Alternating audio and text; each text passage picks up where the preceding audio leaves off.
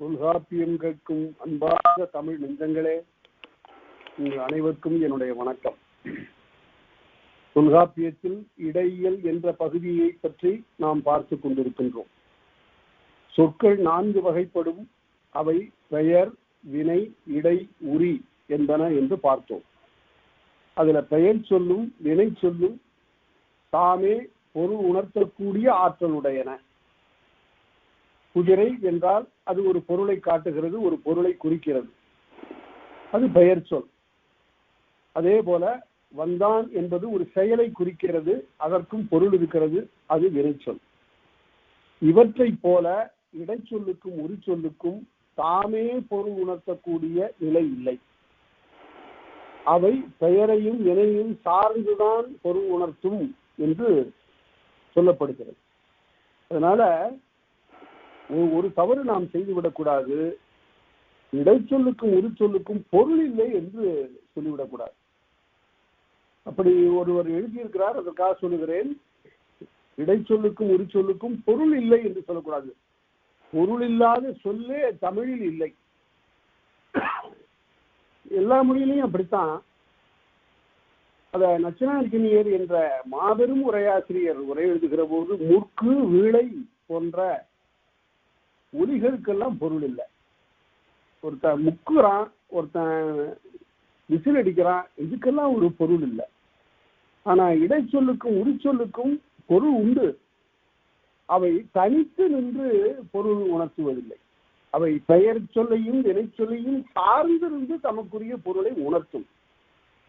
அத தெனாவரையர் உரை எழுதுகிற போது சொல்லுவார், அவை பொருளை தருவதுன்னு எழுத மாட்டார். அந்த இடத்துல இடைச்சொல்லு உரிச்சொல்லு அப்படின்னா பொருளை உணர்விக்கும்னு எழுதுவார். பொருளை உணர்த்தும் என்று சொல்வார். அதுக்கு நல்ல எடுத்துக்காட்டு இந்த இடையில் இருக்கிறது. அந்த பகுதியிலிருந்து நம்ம பார்க்கலாம். மறுபடியும் சில நூற்பாக்கள் பின்னால போய் வந்தா நலமா இருக்கும். பல அசைச்சொற்களை சொல்லுகிறார். நாம பார்த்தோம். மியா, இகும், மின் போன்ற பல அசைச்சொற்களை சொல்கிறார். அதுல சில அசைச்சொற்கள் இன்ன இடத்துக்கு உரியன என்று சொல்லுவார். மியா, இக, மோ, மதி, இகும், சின் இன்னும் ஆவையின் 6 முன்னிலை அசைச்சொல். முன்னிலை இடத்துக்குரிய அசைச்சொற்கள் இவை.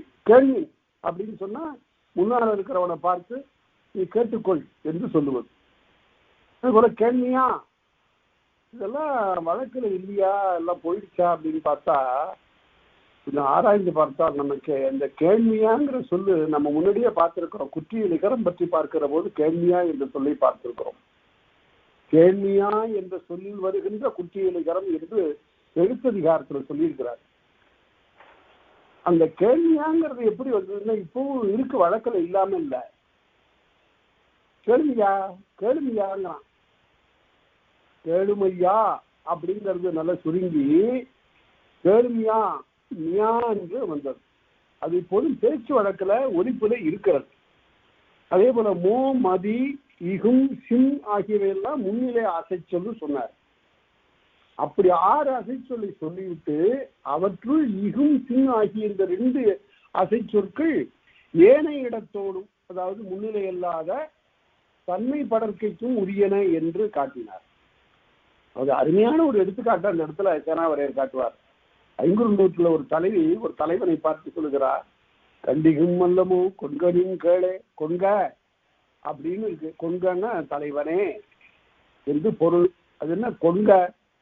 இப்பவும் கொங்க, இந்த கொங்கான் என்ன சொன்னாம்பா, இந்த கொன்கான், கொங்கன் என்பது கொங்கான் என்று தெரிந்தது. அதாவது ஒரு ஆளன், ஒரு தலைவன் என்று பொருள். கண்டிகும் அல்லமோ, இந்த பாட்டை நினைச்சு பாருங்க. 3 அடிக்குள்ளார இவ்வளவு பொருளை உணர்த்தக்கூடிய ஒரு 500 பாட்டு. இந்த 500 இலக்கியம் இருக்குத, 500 பாடல்கள் இருக்கு. 3 அடி 4 அடியில அருமையான சொற்களை கருத்தை உணர்த்தக்கூடிய பாடல்கள் அவை. ஒரு எடுத்துக்காட்டுக்காக சொல்றேன். கண்டிகும் அல்லமோ கொன்க நின் கேளே. கண்டிகும் இகுங்கிறது பார்த்தீங்கன்னா ஒரு அசைச்சொல்லிங்க. அதுக்கு என்ன பொருள்? கண்ணு நாங்க பார்த்தோம்ல அப்படின்னு சொல்றான். கண்டிகும் அல்லமோ கொன்கனின் கேளே. இந்த கேளுங்கிறது இருக்க நண்பன்னு பொருள். உன்னுடைய நண்பி உன்னுடைய தோழி, உன்னால் காதலிக்கப்பட்டவளை நாங்க பார்த்தோமே. அப்ப தலைவியை விட்டு விட்டு வேறொருத்தி போய் நயந்திருக்கிறான் இந்த தலைவன். அல்லது ஒருத்தியோட பேசிட்டு இருந்திருப்பான், கடற்கரையில பேசிட்டு இருந்திருப்பான். அதுதான் சொல்ற, எங்களுடைய தலைவியை விட்டுட்டு நீ வேற ஒருத்தியை போய் பார்த்திருக்கியா? கண்டிகும் அல்லமோ, அவளை நாங்க பார்த்தோமே. கண்டிகும் அல்லமோ, இந்த அல்லமோன்னு பன்மை, நாங்க பார்த்தோம்ல. என்னத்தை பார்த்தோம்? கண்டிகும் அல்லமோ கொண்கனின் கேளே. தலைவனே, உன்னுடைய தோழியை, உன்னுடைய விருப்பத்திற்குரியவளை நாங்க பார்த்தோமே. அவ என்ன பண்ணிட்டு இருந்தா? முன்பொடியலை கடல் சூர் போலே. அவ கோபம் வந்து போச்சு. இந்த அலை வீசக்கூடிய கடலை நான் தூத்துறேன்னு சொல்லி இந்த கரையில இருக்கிற மணலை 2 கையாலே அள்ளி அள்ளி கொண்டு போய் கொட்டிட்டு இருந்தான். எவ்வளவு அறிவுள்ளவளப்பா! அப்பா, நீ சரியான ஆளை தான் பார்த்திருக்கிற. ரொம்ப அறிவுள்ள ஒரு பெண்ணை நீ போய் இவளை விட்டுட்டு அவளை போய் பார்த்திருக்கிற. உன்னை நான் எப்படி பாராட்டுவது? கண்டிகும் அல்லமோ கொண்கனின் கேளே. முன்பொடியலை கடல் தூர்போலேன்னா, உண்மையாக இருக்கக்கூடிய மணலை அள்ளி கொண்டு போய் இந்த கடலை தூக்க போறவளை போய் பார்த்திருக்கிறியே, உன்னுடைய அறிவை என்ன என்பது என்று ஒரு பேதமை நிறைந்திய ஒரு பெண், அவளை போய் நீ காதலிக்க ஆயிற்றா என்ற அந்த செய்தியை சொல்லுகிற போது கண்டிகும் என்ற அந்த இகுங்கிற அந்த அசிச்சொல். இதே போலதான் அசிச்சொற்கள்லாம் பொருளை உணர்த்தக்கூடியனவாக இருக்கின்றன. ஆனால் உணர்த்தும் போது அது பெயர் சொல்லையும் வினை சொல்லையும் சார்ந்தே பொருள் உணர்த்தும் என்று நாம பார்க்கணும். அடுத்தது, இது ஒரு இன்றியமையாத ஒரு நூற்பார். 2 சொற்கள் தான் இருக்கு, இருந்தாலும் இந்த 2 சொற்கள் அருமையான சொற்கள். அம்மா கேட்பிக்கும். அம்மா அப்படின்னா கேள்வி பொருள் இந்த இடத்துல. அதாவது அசைச்சொற்களுக்கெல்லாம் தனியே தாமே பொருள் உணர்த்தக்கூடிய தன்மை இல்லை என்றாலும் கூட சார்ந்து பொருள் உணர்த்தக்கூடிய இயல்புடையன. அதுல ஒன்று இந்த அம்மா என்பது. இதுக்கு என்ன பொருள்? கேள் என்பது பொருள். அப்ப அந்த தோழி சொல்லுகிறா, அம்மா வாழி தோழி அப்படின்னா, தலைவி சொல்லுகிறா அம்மா வாழி தோழி அப்படின்னா, என்னுடைய தோழியே நீ கேட்பாயாக என்று பொருள். அதனால அந்த அம்மாங்கிற அசை சொல்லுக்கு கேள் என்று ஒரு ஒன்றை கேட்பிக்கக்கூடிய நிலையில் வரக்கூடிய சொல்லுது. அடுத்தது ஆங்க உரையசை. இந்த உரையசை என்ன அப்படின்னு கொஞ்சம் தெரிந்து கொள்ள வேண்டும். இந்த உரையசை என்பதுல உரை எழுதுகிற போது சேனாவரையர் எழுதினாரு, ஆங்க என்னும் இடைச்சொல் கட்டுரைக்கண் அசை நிலையாய் வரும். கேட்கக்கூடிய அனைத்து மக்களுக்கும் நான் சொல்லுகிறேன், இதுல ஒரு சொல் வருகிறது கட்டுரைன்னு. இந்த கட்டுரைங்கிறதுக்கு என்ன பொருள் என்று கேட்டால் பல பேர் சொல்லுகிறார்கள் கட்டி உரைக்கப்படுவது. அது அப்படி சொல்லக்கூடாது.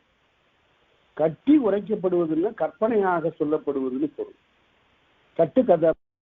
கட்டுரை என்பதற்கு என்ன பொருள்?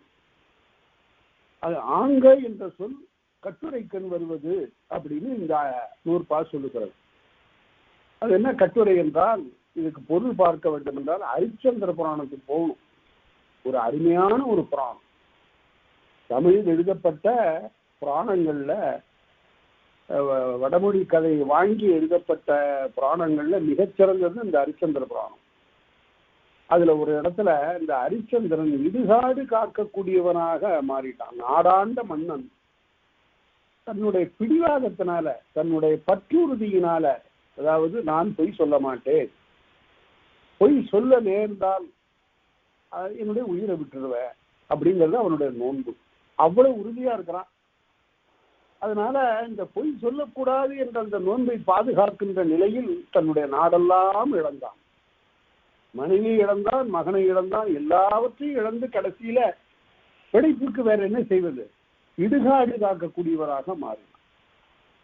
அந்த இடுகாடு காப்பதில் அவனுக்கு ஊதியம் கிடைக்கும். இந்த இடுகாட்டுக்கு உரிய ஒருவன் என்ன சொல்லி இருக்கிறான் என்றால், ஒவ்வொரு பணத்திற்கும் 1/4 பணம் வாங்கு, ஒரு படி அரிசி வாங்கு.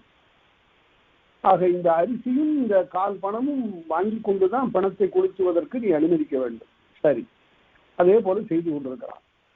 அப்படி செய்யும் போது அவன் சொல்லுகிறான் கடைசியில, அந்த நிலையில வந்துட்டான். இனி இதுக்கு கீழே போக முடியாத ஒரு மனிதன், அதுவும் நாடாண்ட ஒரு பெரிய அரசன். அப்ப விஸ்வாமித்திர முனிவன் இருந்து கேட்கிறா, இப்போது கூட காலம் தாழ்க்கவில்லை ஹரிச்சந்திரா, நான் பொய் சொல்வதற்கு அணியமாக இருக்கிறேன். நான் பொய் சொல்லுவேன், பொய் சொல்லக்கூடாது என்பது என்னுடைய நோன்பு இல்லை என்று சொல். உனக்கு எல்லாவற்றையும் திரும்ப எழுதி வைக்கிறேன்னு சொல்லுகிற போது அவன் சொல்லுகிறான் ஒரு பாட்டு, அருமையான பாட்டு. நிதி இழந்தான், பதி இழந்தனும், பாலனை இழந்தனும், என்னுடைய ஊரை என்னுடைய நாட்டை நான் இழந்தேன். பாலனை இழந்தனும், பதி இழந்தனும், பாலனை இழந்தனும், எல்லாரும் போச்சு. என்னுடைய மனிதனை இழந்தேன், என்னுடைய சேவை இழந்தேன். கதி இழக்கிலும் எல்லாம் போனாலும் கூட கதி இழக்கிலும் நாம் ஒரு கட்டுரை இழக்கிலே. எல்லாம் போனாலும் கூட பதி இழந்தனும், பாலனை இழந்தனும், நிதி இழந்தனும், எல்லாருக்கும் கதி இழந்தனும், ஆயினும் யாம் ஒரு கட்டுரை இழக்கிலே. என்னுடைய கட்டுரை, அதாவது கட்டுரைன்னா உண்மை உரை என்று அங்கு பொருள். அதனால ஒரு கட்டுரையை இருந்தால் ஒரு உண்மையை சொல்லணும். இதுகாரும் உணர்த்தப்படாத ஒரு உண்மையை சொல்லுவதுதான் கட்டுரை. இப்ப ஆராய்ச்சி கட்டுரைன்னு வேற சொல்றாங்க. அப்படின்னா அதுல ஏதாவது புதிய செய்தி இருக்க வேண்டும் என்று பொருள். ஏற்கனவே இருக்க செய்யக்கூடிய செய்திகளை எல்லாம் விளக்கமாக எழுதுவது ஒரு சிறந்த கட்டுரை ஆகாது. பல பேருடைய ஐயங்களை தெளிவிக்கக்கூடிய வகையில் புதிய உண்மைகளை கண்டறிந்து கூறுவதுதான் கட்டுரை என்று அதைத்தான் இங்க சொல்றார். ஆங்கை என்பது உரையசை கிளவி. எதுல? கட்டுரை கண். ஒரு உண்மை உரை சொல்லக்கூடிய எழுத்து படிவத்தின்கண் ஆங்க என்பது அசை நிலையாக வரும். அது உரையசை கிளவி. ஆங்க குயிமு இட பேச்சின் போது அதுக்கு பொருள் இல்லை, தனியாக வருகிற போது அதற்கு பொருள் இல்லை. ஆங்க குயிலும் மயிலும் காட்டி என்பது பொருள் இல்லை என்றாலும் கூட அந்த அவ்விடத்து குயிலும் மயிலும் காட்டி என்று வருகிறது. அதனால அது ஒரு அசை சொல் என்று சொன்னார். அம்மா என்பது கேட்பிக்கக்கூடிய பொருள் உடையதாதலின் அதை தனியா சொன்னார். ஆங்க என்பது வெறும் உரைய. அடுத்தது சொல்றாரு பாருங்க, ஒப்பில் போலி. பாடம் சொல்கிற காலத்துல ரொம்ப சிந்தித்து பார்த்த எனக்கு ஒன்றும் விளங்காம இருந்தது. ஒப்பில் போலியும் அப்பொருட்டாகும்னா, ஒப்பில் போலின்னு என்ன? போலங்கிறது ஒரு உப்பு சொல்லக்கூடிய ஒரு ஓம உருவு. இந்த ஓம உருவு நிறைய இருக்கு. போல, மான, புறைய, நேர, நிகற்ப என்று நிறைய சொற்களை 36 ஓம உருவுகளை சொல்றார். ஓமையில நாம படிக்க போறோம். அத்தனை சொற்கள் இருக்கிறதுல இந்த போலங்கிறது மிக அதிகமாக பயன்படுகிற ஒரு ஓம உருவு. எங்காவது இலக்கணம் வருகிற போது போலன்னு அந்த ஓம உருவு என்று எழுதுங்கள். மலை போல தோல் உடையவன், மாறி போல ஈந்தான் என்று சொல்லுகிற போதெல்லாம் அது போலங்கிறது ஓம உருவு. இந்த இடத்துல ஒப்பில் போலி, ஒப்புமை பொருளில் வராத போலங்கிற சொல்லு. ஒப்புமை பொருள்ல வராம வேற ஏதோ ஒரு பொருள்ல வருகிறது. அப்படி வருகின்ற அதுவும் ஒரு உரையசை தான். அதுவும் ஒரு பொருளின்றி நிற்கக்கூடிய ஒரு சொல் தான் என்று காட்டுகிறார். தனியாக பொருள் உணர்த்தாமல் இருக்கக்கூடிய ஒரு இடைச்சொல் தான் என்று காட்டுகிறார். எப்படி என்றால் அதற்கு எடுத்துக்காட்டு அவர் காட்டுறாரு. சேனவரையர் மங்கலம் என்பதோர் ஊருண்டு போலும். காலங்கள்லாம் கடந்து போச்சு. எப்போ இருந்த ஒரு ஊரை பற்றி பேசுகிற போது, ஓஹோ மங்கலம் என்று ஊர், இங்க ஒரு ஊர் இருந்திருக்கும் போல. அந்த போலங்கிறது ஒப்புமை இல்லை. அங்க ஒரு ஊர் இருந்திருக்கும்ங்கிறதோட நிறுத்திருக்கலாம். ஒரு இருந்திருக்கும் போல. இப்ப கூட அந்த வழக்கு எப்படி இருக்குன்னு கேட்டா, அவன் சொன்னான் அவள் சொன்னான்னு சொல்ல முடியாத நிலையில ஊர்ல இருந்து அவர் வந்தாப்புல, என்கிட்ட கொஞ்சம் கேட்டாப்புல, அந்த கேட்டார் போல வந்தார் போலங்கிறது இருக்கு பாருங்க. அந்த போலங்கிறது ஒப்புமை பொருள் இல்லை, ஒரு அசையாக நிற்கக்கூடிய சொல். அதைத்தான் உரையசை கிளவிங்கிறார். அதனால ஆங்க போல ஆகியவைகள் எல்லாம் உரையசை கிளவிகள் அப்படின்னார். அப்புறம் செய்யுள்ள மிகுதியாக பயிலக்கூடிய அசை சொற்களை அவர் சொல்றார். யா, கா, பிற, பிறக்கு, அரோ, போ, மாது, மாது, மாது என வரும் 7 சொல்லும் 7 சொல்லும் இசை அசை நிலை கிளவி. இந்த யாங்கிற சொல்ல கொஞ்சம் நினைத்து பார்க்கணும் நம்ம. இந்த இடத்துல அது அசைச்சொல். ஆனா அது யாங்கிறது வினா சொல் என்பது நமக்கு தெரியும். யாது ஒருமை குறித்த வினாச்சொல், யாவை பன்மை குறித்த வினாச்சொல். அதுவே யா என்றாலும் கூட பன்மை குறித்த வினாச்சொல் தான். யா என்றாலும் பன்மை குறித்த வினாச்சொல் தான். என்னுடைய ஆசிரியர் எழுதுவார், இக்கட்டுரைக்கண் புலப்படுகின்ற கருத்துக்கள் யா அப்படின்னு எழுதுவார். யான்னா யாவைன்னு பொருள். அதனால அங்க அதற்கு பொருள் உண்டு, அது வினாச்சொல்.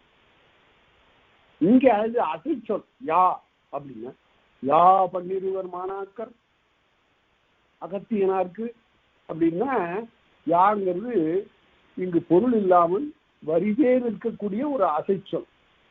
சரி, இதெல்லாம் பொருள் இல்லைன்னு சொல்லிட்டு வந்தா அதுக்கு பொருள் இருக்கிறதுன்னு சொன்னா பொருள் இருக்கிறது. அது வினைச்சொல்லையும் பெயர் சொல்லையும் சார்ந்து வருகிற போது உணர்த்தக்கூடிய உணர்ச்சி பொருள். உணர்ச்சி பொருள் அது ஒரு வகையான உணர்ச்சியை நமக்கு தருகிறது. அந்த இடத்துல ஒரு சொல் இருந்தால்தான் ஓசை சிறக்கும். அந்த இடத்துல ஒரு சொல் இருந்தால்தான் பின்வரும் சொற்கள் சரியாக விளக்கப்பெறும். அந்த வகையில வருவதற்காக இந்த 7 அசை சொற்களையும் அவர் சொல்லுகிறார். அந்த 7 வரக்கூடிய இடங்கள் நிறைய நம்முடைய சங்க இலக்கியத்துல இருக்கின்றன. அடுத்து பிரிவில் அசை நிலைம்பர் 2 சொல்ல சேர்ந்து வரக்கூடிய அசை சொற்கள் இருக்கின்றன. அதுக்கு பாருங்க, ஆக, ஆகல் என்பது 3 சொற்கள் இருக்கு.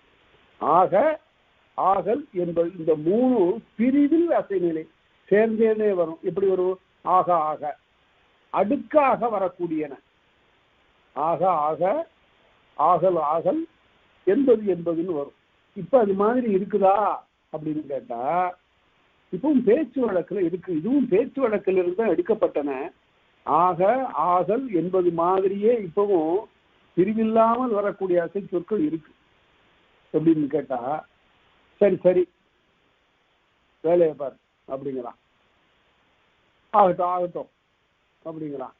இது எல்லாம் பிரிவில் அசை நிலைகள், பிரியாமல் வரக்கூடிய அசை சொற்கள் என்று கருதப்படுவன. அதையும் அவர் சொல்றார். அதனால ஒரு முறை சொன்னால், 2 முறை சொன்னால், அடுக்கி சொன்னால், தனியாக சொன்னால், இன்ன பொருள் என்றெல்லாம் வகுத்து சொல்வதற்கு ஒரு இலக்கண ஆசிரியர் எவ்வளவு பெரிய ஆராய்ச்சி நடத்திருக்கணும்னு பாருங்க. ஒரு மொழியில் இருக்கக்கூடிய அனைத்து சொற்களையும், ஒரு மொழியில் பேசப்படுகின்ற அனைத்து சொற்களையும் ஆராய்ந்து ஆராய்ந்து நுணுகி பார்த்து அவை அனைத்திற்கும் இலக்கணம் சொல்லக்கூடிய ஒரு நிலை இந்த தொல்காப்பியன் தவிர வேறு எந்த நூலிலும் நாம் பார்க்கணும். அதனால என்பது என்பது 2 முறை வரும். என்பது என்பது என்பதற்கு சார்ந்து வரக்கூடிய பெயர் வினைகளுக்கு சேர்ந்துதான் பொருள் உணர்த்தும். ஆனால் இவை அடுக்கி வரும் என்று கேட்டு, அதே போல அதற்கு நம்ம நிறைய எடுத்துக்காட்டுகளை பார்ப்போம். அடுத்தது அவ்வு என்று ஒரு எழுத்து. அதுக்கு முதல்ல சொல்லுகிற போது இறுதியில வராத எழுத்து. இந்த அவ்வுங்கிறது ஒரு சொல்லுக்கு இறுதியில வராது. சொல்லினுடைய முதல்ல வரும், இடையில வரும். மவ்வல் என்று வருகிற போது அவ் என்பது வந்தது. அதுபோல சொல்லினுடைய முதலிலும் இடையிலும் வரக்கூடிய இந்த அவ் இறுதியில வராது. அந்த இறுதியில் வராத அவ் என்ற நெடில் அதுக்கு எவ்வளவு மாத்திரை? 2 மாத்திரை. நெடிலுக்கெல்லாம் 2 மாத்திரை. அது அவ் என்றே வரக்கூடிய இடத்திலும், அளபடை இல்லாமல் வரக்கூடிய இடத்திலும், அதே போல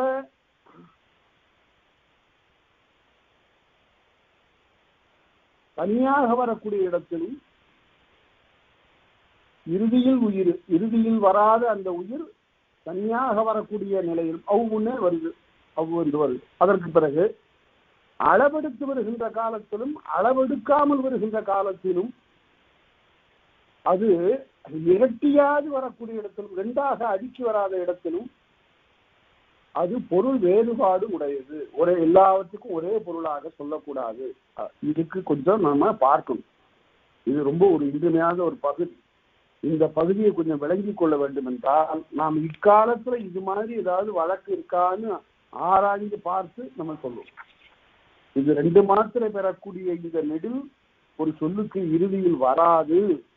சரி, அது எப்படி வரும் இப்பன்னு கேட்டா, வெட்டித்து ஆயியல் நிலையும் காலத்தானும்னா மேல ஆக ஆகல் என்பதுங்கிற சொற்கள் ரெட்டித்து வரும்னு சொன்னாரு. இங்க ஆயியல் நிலையும் காலத்தானுங்கிறதுனால அவ் அவ் என்று ரெட்டித்து வருகின்ற இடத்திலும் ஒண்ணு முதல் இடம். அவ் என்பது 2ஆக சேர்ந்து வரக்கூடிய இடத்திலும், பிறகு அவ் என்று அளவெடுத்து வருகின்ற காலத்திலும், பிறகு அளவடையின்றி தனியாக அவ் என்று வரக்கூடிய இடத்திலும் 3 இடத்துலையும் உளவென முடிவ பொருள் வேறுபடுதல். 3 இடத்துலையும் பொருள் வேறாக வரும். எப்படி வரும் அப்படிங்கிறதுக்கு எடுத்துக்காட்டு காட்டுறாரு. இந்த எடுத்துக்காட்டுகளை இப்போது வழக்கத்துல இல்லை. அப்படின்னா எடுத்துக்காட்ட பார்ப்போம். இப்ப நான் அவ் அந்த 2 அவு சொல்லுங்க அப்படிங்கும்போது ரெட்டித்து வரக்கூடிய இடத்துல அவ் ஒருவன் தவம் செய்தவாறு அப்படின்னா, இன்னொருத்தன் அவன் தவம் சரியா செய்யல, ஆமா அவன் பெரிய தவம் செய்துட்டான் அப்படிங்கிற பொருளை தருகிறது இந்த ரெட்டித்து நிற்கக்கூடிய அவு. அவு அவு 2 இருக்கு. அவு அவு அவு அவு அவன் தவம் செய்தான், அவு அவு அவன் பெருசா தவம் செய்துட்டான் அப்படின்னா என்ன பொருள்னா, இப்ப இந்த பொருளை உணர்த்தக்கூடிய ஒரு சொல் இருக்கிறது, வழக்கில் இருக்கு. என்ன வழக்கது அப்படின்னு, அவன் தவம் செய்தான், ஆமா கிழிச்சான் அப்படிங்கிறான்.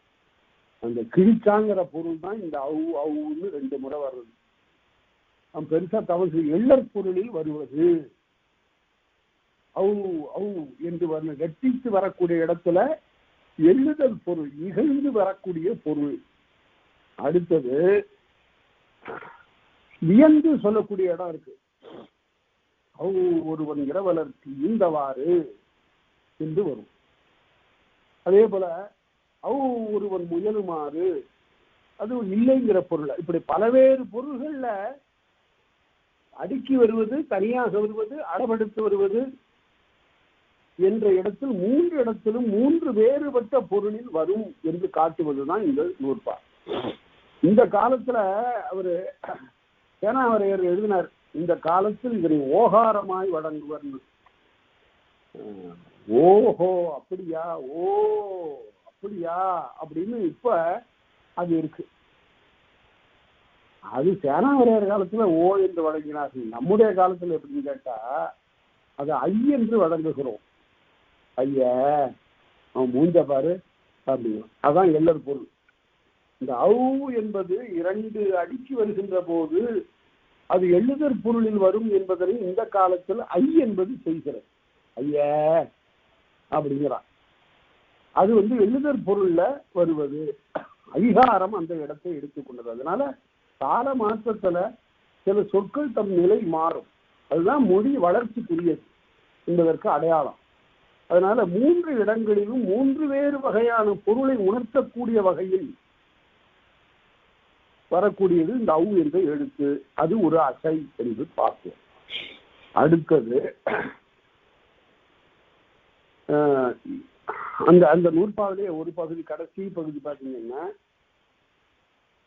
குறிப்பின் இசையால் எரிப்பட தோன்றும். இதுக்கெல்லாம் பொருள் சொல்லுவானுடைய குறிப்பினாலே புலப்படும். அவனுக்கு எண்ணற் குறிப்பா அல்லது வியத்தற் குறிப்பா அல்லது சினத்தற் குறிப்பா இவையெல்லாம் அந்த சொற்களை சொல்லுகின்ற முறையாலே புலப்படும். என்ன பொருளை வேணாலும் அது உணர்த்தலாம். ஆனா சொல்லுவானுடைய குறிப்பு எவ்வளவு உயரம் அப்படின்னா வியப்பு. அதே போல அப்படின்னு சொல்லுகிற இடத்துல இகழ்ச்சி. இப்படி வெவ்வேறு பொருளை சொல்லுவானுடைய குறிப்பினாலே உணர்த்துவது. அதுக்கு நல்ல எடுத்துக்காட்டு நான் ஒன்று சொல்லுகிறேன் பாருங்க. இந்த சொற்களுக்கு சில சமயத்துல அகராதி பொருள் என்று ஒன்று உண்டு. அகராதி பொருள் இல்லாம சூழற் பொருள் என்று ஒன்று உண்டு. 2வது. 3வது சொல்லுவானுடைய உணர்ச்சியின் காரணமாக வரக்கூடிய பொருள் ஒன்று உண்டு. அதுக்கு ஒருத்தர் ரொம்ப அருமையா ஒரு எடுத்துக்காட்டு சொன்னார். தெருவை காலை நேரத்துல கூட்டி கொண்டிருக்கக்கூடிய ஒரு பெண், பெருக்கி கொண்டிருக்கிற ஒரு பெண். அவ என்ன செய்தா, வீட்டின் உள்ள வெளியில உள்ளே இருந்து வந்த தண்ணீர் எடுத்து கொண்டு வந்துட்டா, ஆனா விளக்க மாற்ற எடுத்துட்டு வரல. அப்ப உள்ளே திரும்பி தன்னுடைய தங்கையை பார்த்து இந்த விளக்க மாற்ற எடுன்னு சொன்னாலாம். அதுக்கு என்ன பொருள்? அப்ப ஒண்ணும் இல்லை, பெருக்குவதற்குரிய இந்த விளக்க மாற்றை கொஞ்சம் எடுத்துக்கொடு என்று பொருள். அந்த விளக்க மாற்றை எடுத்துக்கொடு என்பதுல இயல்பான ஒலி அமைப்பு தான் இருக்கு, இயல்பாக சொல்லுகிறாள் அது. ஆனா அதே சமயத்துல தெருவை விளக்க மாற்றை கொண்டு கூட்டி கொண்டிருக்கிறாள். அப்ப தெருவில் போற ஒருத்தன் அவளை பார்த்து மெல்ல ஒரு விசில் கொடுத்தான். உடனே அவ வீட்டு பக்கம் திரும்பி அந்த பெரிய விளக்க மாற்ற அப்படின்னா அந்த இடத்துல பொருள் வேற. அதாவது இவனுடைய ரொம்ப நாட்டுப்புற பாட்டுல சொல்லுவாங்க, காலு வளர்ந்தவரை காலிசரா போட்டவரை காலமெல்லாம் சொன்னாலும் காலி குச்சி போகலேன்னு பாடினாலாம். அது போல ஒருத்தனை தகாத ஒருவரை தாக்குவதற்கு இந்த விளக்க மாற்ற எடுங்கிறான். இது அதே சொற்கள் தான் இங்கேயும். அந்த விளக்க மாற்ற எடுங்கிறது தான் ரெண்டு இடத்துலையும் சொல்ற சொற்கள். ஆனால் பொருளை வேறுபட உணர்த்துவது எது என்று கேட்டால் சொல்லுகின்றவருடைய குறிப்பு, அவருடைய ஒலிப்பு முறை, இது அந்த சொற்களுடைய பொருளை வேறுபடுத்துகிறது. இதுதான் சொற்களுக்கு பல நிலையில் இருக்கிறது. நன்றி செய்தாய் அப்படின்னு சொல்லுங்க, நல்லா பண்ணிட்டப்பா அப்படின்னா பாராட்டாவும் எடுத்துக்கலாம். சில சமயத்துல நல்லா பண்ணிட்ட அப்படின்னு கொஞ்சம் மாற்றி ஒலிப்பு மாற்றி சொன்னானால் நீ நன்றாக செய்யவில்லை என்று போதும். அதனால இவ்வாறெல்லாம் சொற்கள் பயிலக்கூடிய நிலையை உணர்ச்சிக்கேற்பவும் சூழற்கேற்பவும் வரக்கூடிய நிலையெல்லாம் உணர்த்தக்கூடிய நிலை தான் இந்த இடையில சொல்லப்படுகிறது. இப்ப அதே போல பாருங்க, நன்றீற்று ஏயும், இந்த நன்று ஏங்கிறது இறுதியில வரக்கூடிய நன்று, நன்று கூட்டல் ஏ நன்றே. அதே போல அன்று கூட்டல் ஏ அன்றே, நன்றே அன்றே என்று ரெண்டு சொற்கள். அப்புறம் அன்று ஈற்று ஓவும், ஓவை இறுதியாக உடைய அன்று, அன்று என்பது அந்தோ. அதே போல அன் என்பது அன்னோ, அந்தோ அன்னோ. நன்றீற்று நன்றோ, நன்றே அன்றே அந்தோ அன்னோ, இந்த நான்கு சொற்களும் குறிப்போடு கொள்ளும். இப்ப நான் சொன்னதும் நன்றாக நினைவில் வைத்துக் கொள்ளுங்கள். குறிப்போடு கொள்ளும்னு சொல்லுகின்றவனுடைய குறிப்போடு அதற்கு பொருள் வரும். எப்படி அப்படின்னா, இப்ப இவை அடுக்கி வரவும் பெறும். நன்றே நன்றே, அன்றே அன்றே, அந்தோ அந்தோ, அன்னோ அன்னோ என்று அடுக்கி வரவும் பெறும், தனியாகவும் வரும். இப்படி வரக்கூடிய சொற்கள் தெளிவான பொருளை உணர்த்துவது சொல்லுவானுடைய குறிப்பினாலே என்று நாம். நன்றே நன்றே என்றால் உன்னுடைய செயல் நன்றே நன்றே என்பது ரெண்டு பொருளையும் தருமாறு வரும். பெரும்பாலும் மேவாமை குறிப்புன்னு எழுதுவாரு. நல்ல பொருளும் தரும், நல்ல பொருள் அல்லாததையும் தரும். நன்றே நன்றே அப்படின்னா நீ செய்த செயல் மிக மிக நன்றே நன்றே, மிக மிக நன்றே அப்படின்னு சொல்லுகிற போது பாராட்டு. அதே சமயத்துல என்னவோ செய்தாய் நன்றே நன்றே அப்படின்னா நன்றி இல்லைன்னு போடும். அதே போலதான் அன்றோ அன்றோ, அன்றே அன்றே, அன்றே அன்றேங்கிறது அப்படித்தான். அன்றேங்கிறது உடன்பாடாகவும் ஒரு எதிர்மறையாகவும் வரும். அன்றே அன்றே அப்படின்னா அன்று அல்ல என்ற பொருளையும் வரும்.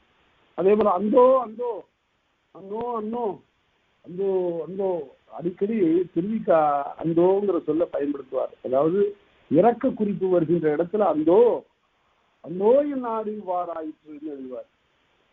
அந்தோ நம் பண்பாடு இவ்வாறு சீர்குலைந்ததுன்னு எழுதுவார். அது கழிவிறக்கத்தை உணர்த்தக்கூடிய பொருள் உணர்த்துவது. அவ்வாறு அந்தோ இவ்வாறு இடிந்ததாக ஆகிவிட்டது என்று இவ்வாறெல்லாம் இந்த சொற்கள் எல்லாம் அந்தோ அன்னோ, அது மாதிரி இந்த காலத்துல ஏதாவது இருக்குதா அப்படின்னா அடிக்கு வரக்கூடிய சொற்கள்ல அதோ அதோ அப்படிமா. அதே போல ஒக்கும் ஒக்கும் இந்த மாதிரி சொற்கள்லாம் சரிதான் சரிதான் அப்படிங்கிறான். இவையெல்லாம் அடுக்கி பொருள் உணர்த்தக்கூடிய சொற்கள். அதே போல இந்த சொற்களும் அடுக்கி வரவும், இந்த சொற்கள் அடுக்கி வரவும் கூடும், தனியாகவும் வரவும் கூடும். அடுத்தது எச்ச உண்மையும் எதிர்மறை உண்மையும் தத்தமிழ் மயங்கும் உடல்நிலை இலவே. எச்ச உண்மை அப்படிங்கிறது பொருளை வேறு ஒரு பொருளும் மறைந்திருப்பதை காட்டுது. சாத்தனும் வந்தான்னா அந்த உண்மைக்கு அந்த உண்மை எச்ச உண்மை, ஏதோ இன்னும் கொஞ்சம் பொருளையும் உணர்த்தணும். அது என்ன சாத்தனும் வந்தான், சாத்தன் வந்தான்னா சரி, சாத்தனும் வந்தான்னா அப்ப வேற ஒருத்தனும் வந்தான்ங்கிறது அங்க மறைந்திருக்கிறது. அது எப்படி வரும்? சாத்தனும் வந்தான் கொற்றனும் வந்தான்னு வரணும். அந்த சாத்தனும் வந்தான் கொற்றனும் வந்தாங்கிறத ரெண்டும் வந்தான்னு வரணும். ரெண்டும் உடன்பாட்டு பொருள்ல வரணும், எதிர்மறை பொருள்ல ஒன்று வரக்கூடாது. சாத்தனும் வந்தான் கொற்றனும் வரவில்லைன்னு வரக்கூடாது. அது இரண்டும் வாறு வினையில மயங்கக்கூடாது, ஒரு வினையே கொள்ள வேண்டும். சாத்தனும் வந்தான் கொற்றனும் வந்தான், ஒரு வினையை கொள்ளுமாறு அமைய வேண்டும். தத்தமிழ் மயங்கும் உடல்நிலை இலவே. ஒன்றுக்கொன்றாக வினை வேறுபட்டு மயங்கக்கூடிய நிலை அவற்றுள் இல்லை என்று காட்டினார். நானும் வந்தேன் அவனும் வந்தான் அப்படின்னு சொல்லணும். அடுத்தது எஞ்சு பொருட்கிழவி செஞ்சொல் ஆயின். செஞ்சொல்ங்கிறதுக்கு என்ன பொருள் என்றால் அந்த சொல் அப்படியே இருப்பது, அது உண்மை பெறாமல் வருவது, அந்த உண்மை இல்லாதது வருவது செஞ்சொல். எப்படி என்றால் சாத்தனுங்கிறதுல சாத்தன் என்று மட்டும் வந்தால் அது செஞ்சொல். சாத்தன் வந்தான், சாத்தன் எனக்கு செஞ்சொல்ல எஞ்சு பொருட்கிழவி. அந்த எச்ச சொல் உண்மையில்லாத சொல்லாக வந்தால் பிற்படக்கிழவார், பின்னால சொல்லக்கூடாது, முன்னால சொல்லுவோம். எப்படி? சாத்தன் வந்தான் கொற்றனும் வந்தான். இந்த செஞ்சொல்லாக இருக்கிறத முதல்ல சொல்லுங்க, சாத்தன் வந்தான்ங்கிறது. அப்புறம் கொற்றனும் வந்தான் அப்படின்னு சொன்னாதான் அது பொருள் திறக்கும். சாத்தன் வந்தான் கொற்றனும் வந்தான், சாத்தனும் வந்தான் கொற்றன் வந்தான்னு சொல்லக்கூடாது. அப்பதான் அந்த உண்மைக்கு பொருள். அதனால அதை முன்னால் சொல்லுக, அந்த உண்மைக்கு பின் சொல்லாது முன் சொல்லுக என்று சொன்னார். அடுத்தது முற்றிய உண்மை தொகை சொல் மருங்கின் எச்சக்கிழவி உரித்துமாகும். அதை போன வகுப்பிலேயே அது வரையில தான் பார்த்தோம். இப்ப அந்த அது வரையில பார்த்து கொண்டே வருகிறோம். முற்றிய உண்மைன்னா முற்றுமை. அதாவது முற்றுமைன்னா முருகனுக்கு 12 கை. திருமுருகாற்றுப்படையில் எழுதுகிறாரு, 12 கையும் பார்ப்படை அப்படின்னார். அதனால 12 கையுங்கிறதுக்கு அந்த உண்மைக்கு என்ன பொருள் என்றால் அதுதான் முற்றுமைன்னு பொருள். மொத்தம் முருகனுக்கு 12 கை, அந்த 12 கையும் இவ்வாறு இயங்கின அப்படின்னு சொல்லுகிற போது அது முற்றுமை. மொத்தம் 20 கை இருந்து 12 கைன்னு சொல்லக்கூடாது. அப்ப அங்க எப்படி சொல்லணும்? 12 கை இயங்கினன்னு சொல்லணும். இங்க 12 கையும் என்பதனால் அது முற்றுமை. அது போல அப்படி சொல்லுகிற போது முற்றிய உண்மை தொகை சொல் மருங்கி எச்சக்கிழவி உரித்துமாகும்.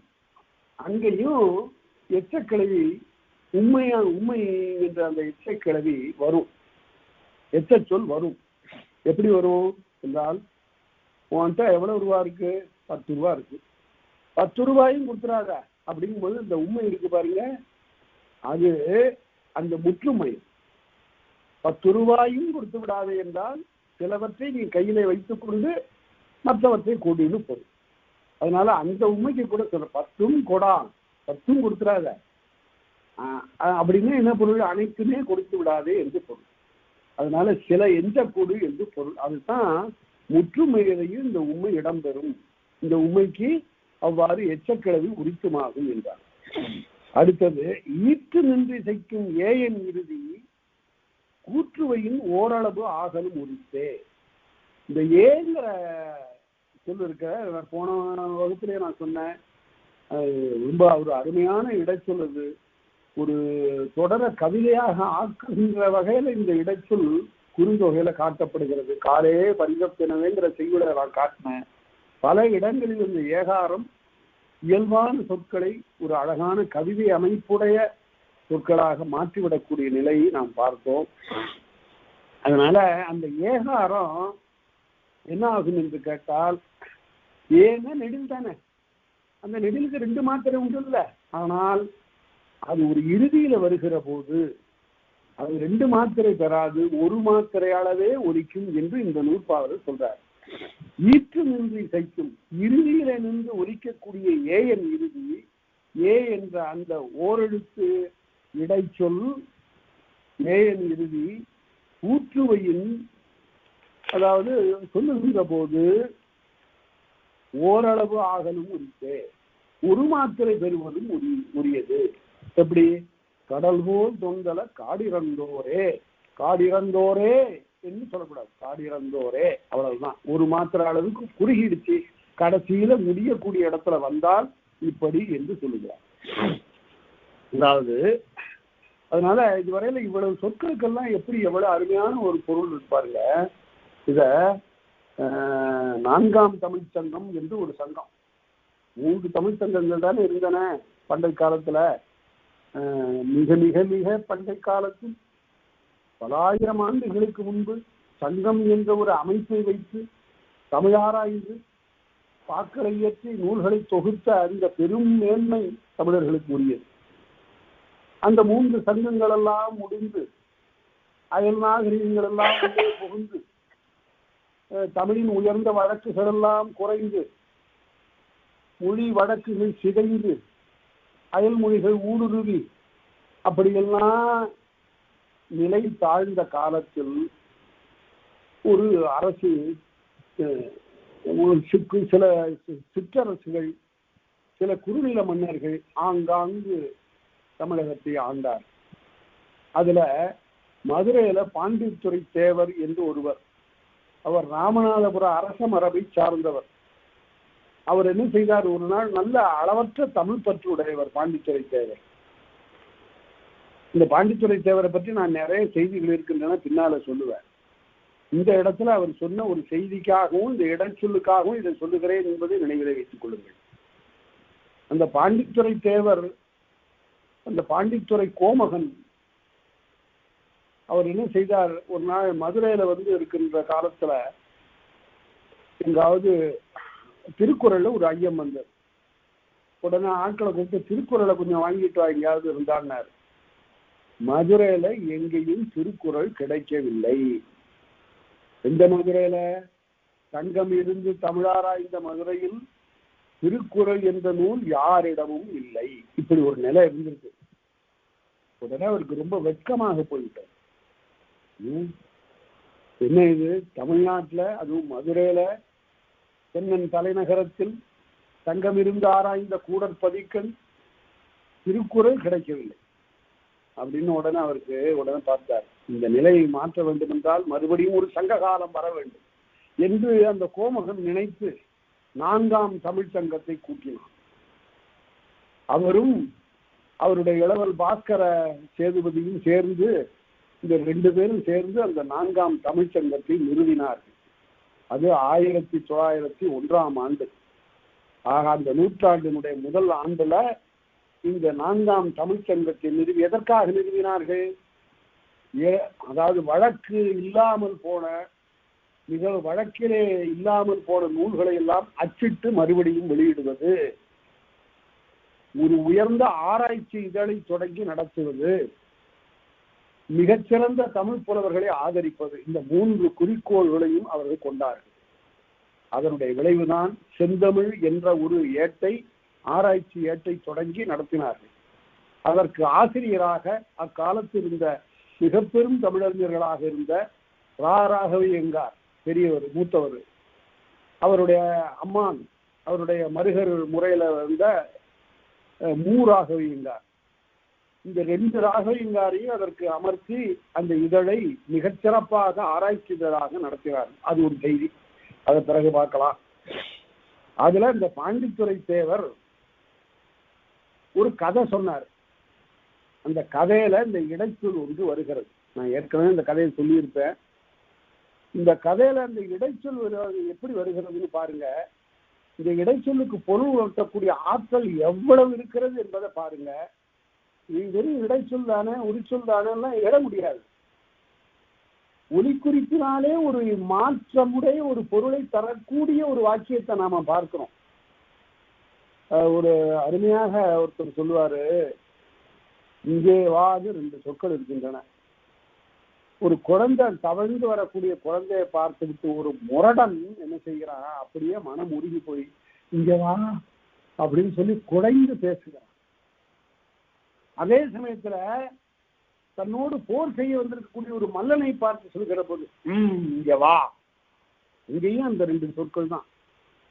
குழந்தையை பார்த்து சொல்லுகிற போது நான் உன்னை எடுத்துக்கொள்ள வேண்டும் என்ற அந்த குறிப்பு, மல்லனை பார்த்து சொல்லுகிற போது உன்னோடு நான் மோத வேண்டும் என்ற குறிப்பு என்று அவ்வாறு தன்னுடைய காதல் இங்கே வா என்று காதலியை பார்த்து சொல்லுகின்ற ஒரு போது ஒன்று, இங்கே வா என்று சொல்லும் போது வீட்டை கூட்டுவதற்கு பெருக்குவதற்கு என்று வேலைக்காரியை கூப்பிடுகிற போது அங்கு வேறு வகையான ஒலிப்பு முறை என்று இப்படியெல்லாம் காட்டுவார்.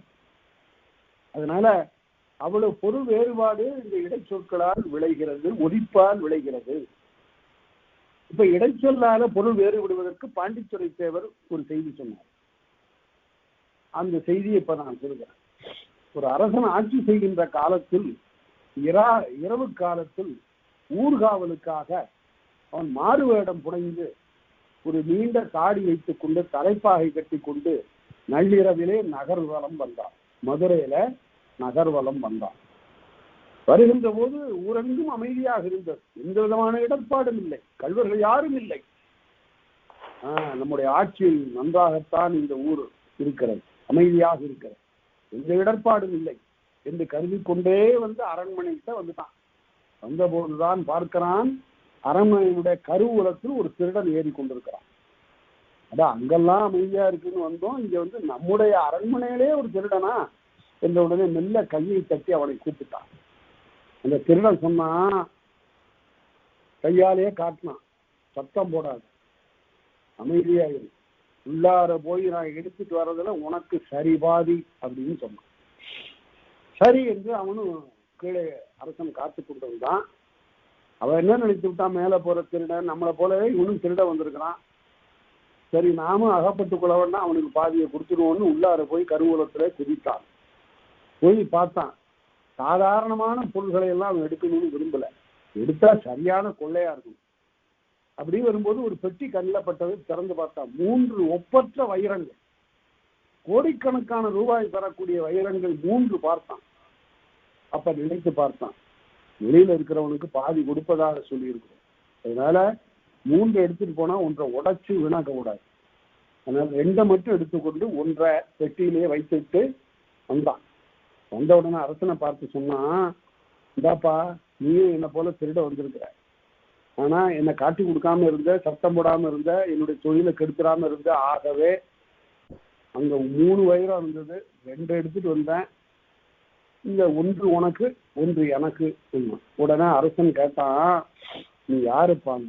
என் பேரு இடும்பன், இந்த ஊர் எல்லையில நாங்கள்லாம் குடிசை போட்டுக்கிட்டு தற்காலிகமாக தங்கி இருக்கிறோம், வெளியூர்ல இருந்து வந்திருக்கிறோம், திருடுவதற்காக இங்க வந்தேன் என்று சொன்ன உடனே, நீ எத்தனை நாளைக்கு இருப்பாங்க? இன்னும் சில நாளைக்கு அங்கதான் இருப்ப தோப்புல என்று சொல்லிவிட்டு அவன் போய்விட்டான். உடனே அரசன் அரண்மனைக்கு திரும்பினான். காலையில் எழுந்த பிறகு அரசவைக்கு வருகின்ற காலத்து அமைச்சரை கூப்பிட்டான், தலைமை அமைச்சரை கூப்பிட்டான். அமைச்சரே, இரவு ஒரு கனவு கண்டேன், நம்முடைய கருவூலத்தில் ஏதோ பொருள் காணாமற் போவதாக நான் கருதினேன், ஒரு கனவு கண்டேன், ஆகவே இந்தாருங்கள் திறவுகோல், போய் என்னென்ன களவு போயிருக்கின்றன என்று பார்த்து வாருங்கள். அமைச்சர் போனார், உள்ளார போய் எல்லாத்தையும் பார்த்தார், எல்லாம் சரியா இருக்கு. இந்த வைரப்பெட்டி எடுத்து பார்த்தார், அதுல 3 வைரம் இருக்கிறதுக்கு பதில் 2 தான் இருக்கு, 2 களவு போச்சுங்கிறது தெரிஞ்சு போச்சு.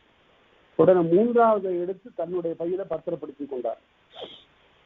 அங்கிருந்து வந்தாராம். அப்பதான் பாண்டித்துரை தேவர் சொல்லுகிறார் பாருங்க, அந்த கதை சொல்லி கொண்டு வருகிற போது அந்த அமைச்சர் சொன்னாராம் அரசனிடம், அரசே 3 வைரங்களும் களவு போயிருக்கின்றன.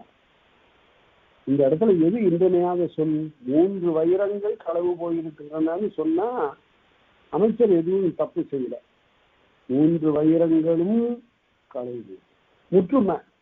நாம பார்த்தோம்ல, பன்னீர் கையும் பார்ப்படை எட்டுங்க, இது மாதிரி 3 வைரங்களும் போயிருக்குங்க.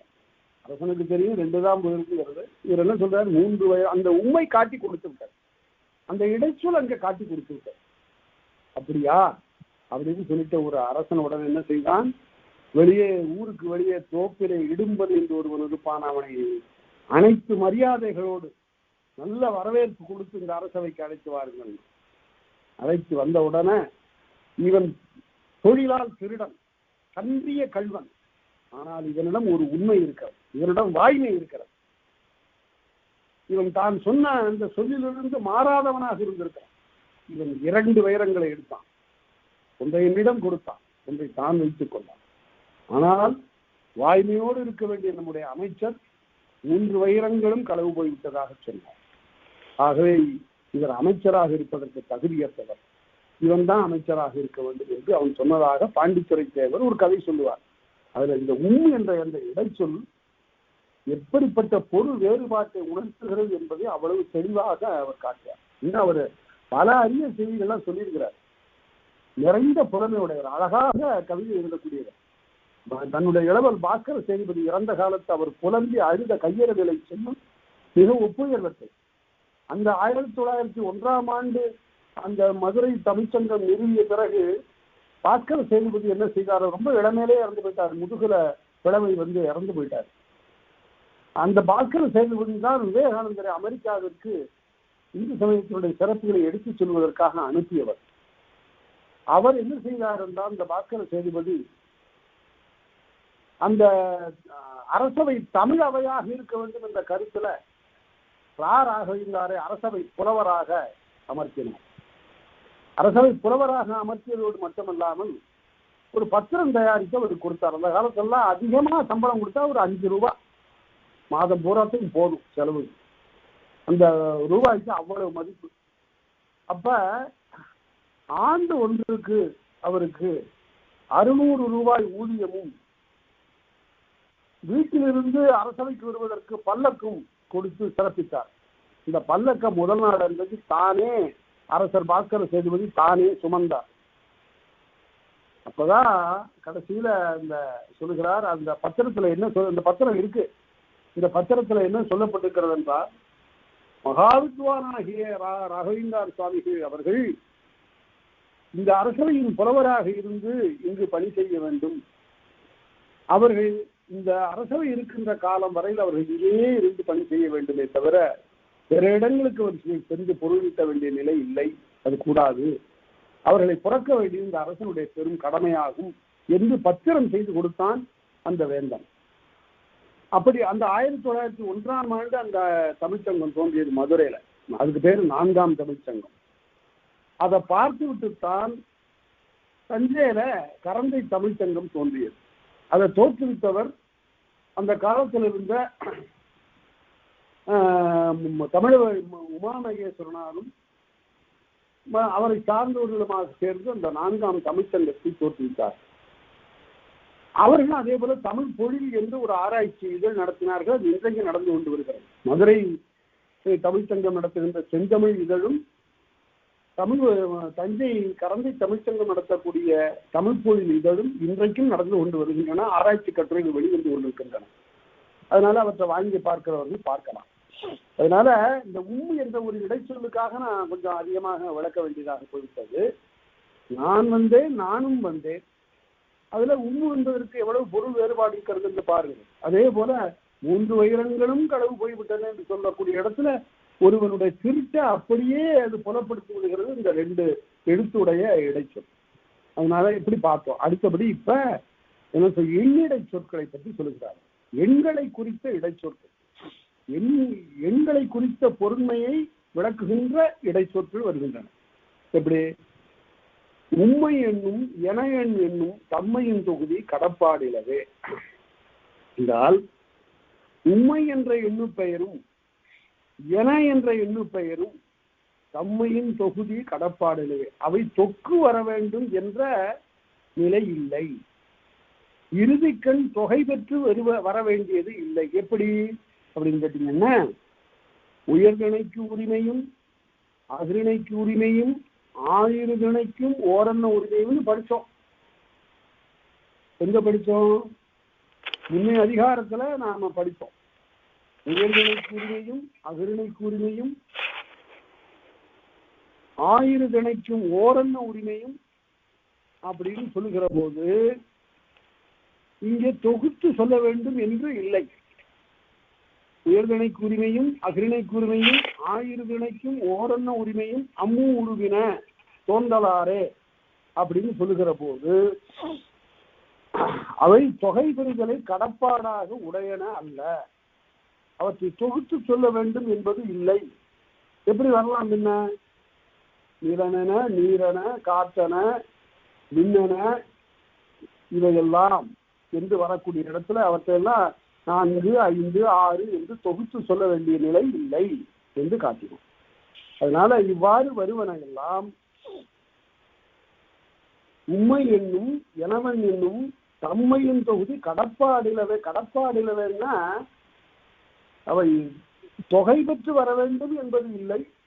தொகை பெற்றும் வரலாம், பெறாமலும் வரலாம்னு போடும். இப்ப பாருங்க, உயர்திணைக்குரிமையும் அகிரிணைக்குரிமையும் ஆயிரத்திணைக்கும் இந்த தொகுத்து வந்துருச்சுங்க. ஆக 2 திணைக்கும் ராமன் கண்ணன் ஆகிய 2 பேரும் அப்படின்னு வந்தா தொகுத்து வருவது. இப்படித்தான் வரணும்னு தேவையில்லை. ராமன் கண்ணன் இருவரும் வந்தார்கள் சொல்லிடலாம். ராமன் கண்ணன் வந்தனர்னு சொல்லலாம். ராமன் கண்ணன் வந்தனர்.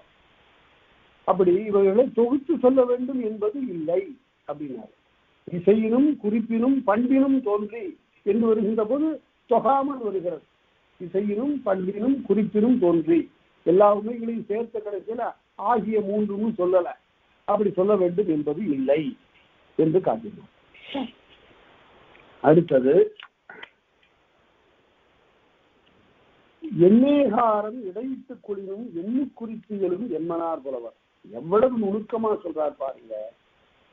அது இந்த ஏங்கிற ஒரு இடைச்சொல், அதை ஒவ்வொன்றுக்கும் சொல்லிக்கொண்டே வரணும்னு வச்சுங்க. நிலனே, நீரே, காற்றே, வெளியே, நெருப்பே அப்படின்னு ஒவ்வொரு இடத்துலையும் ஏ வருகிறது. இப்படி எல்லா இடத்துலையும் வரணும்னு தேவையில்லை.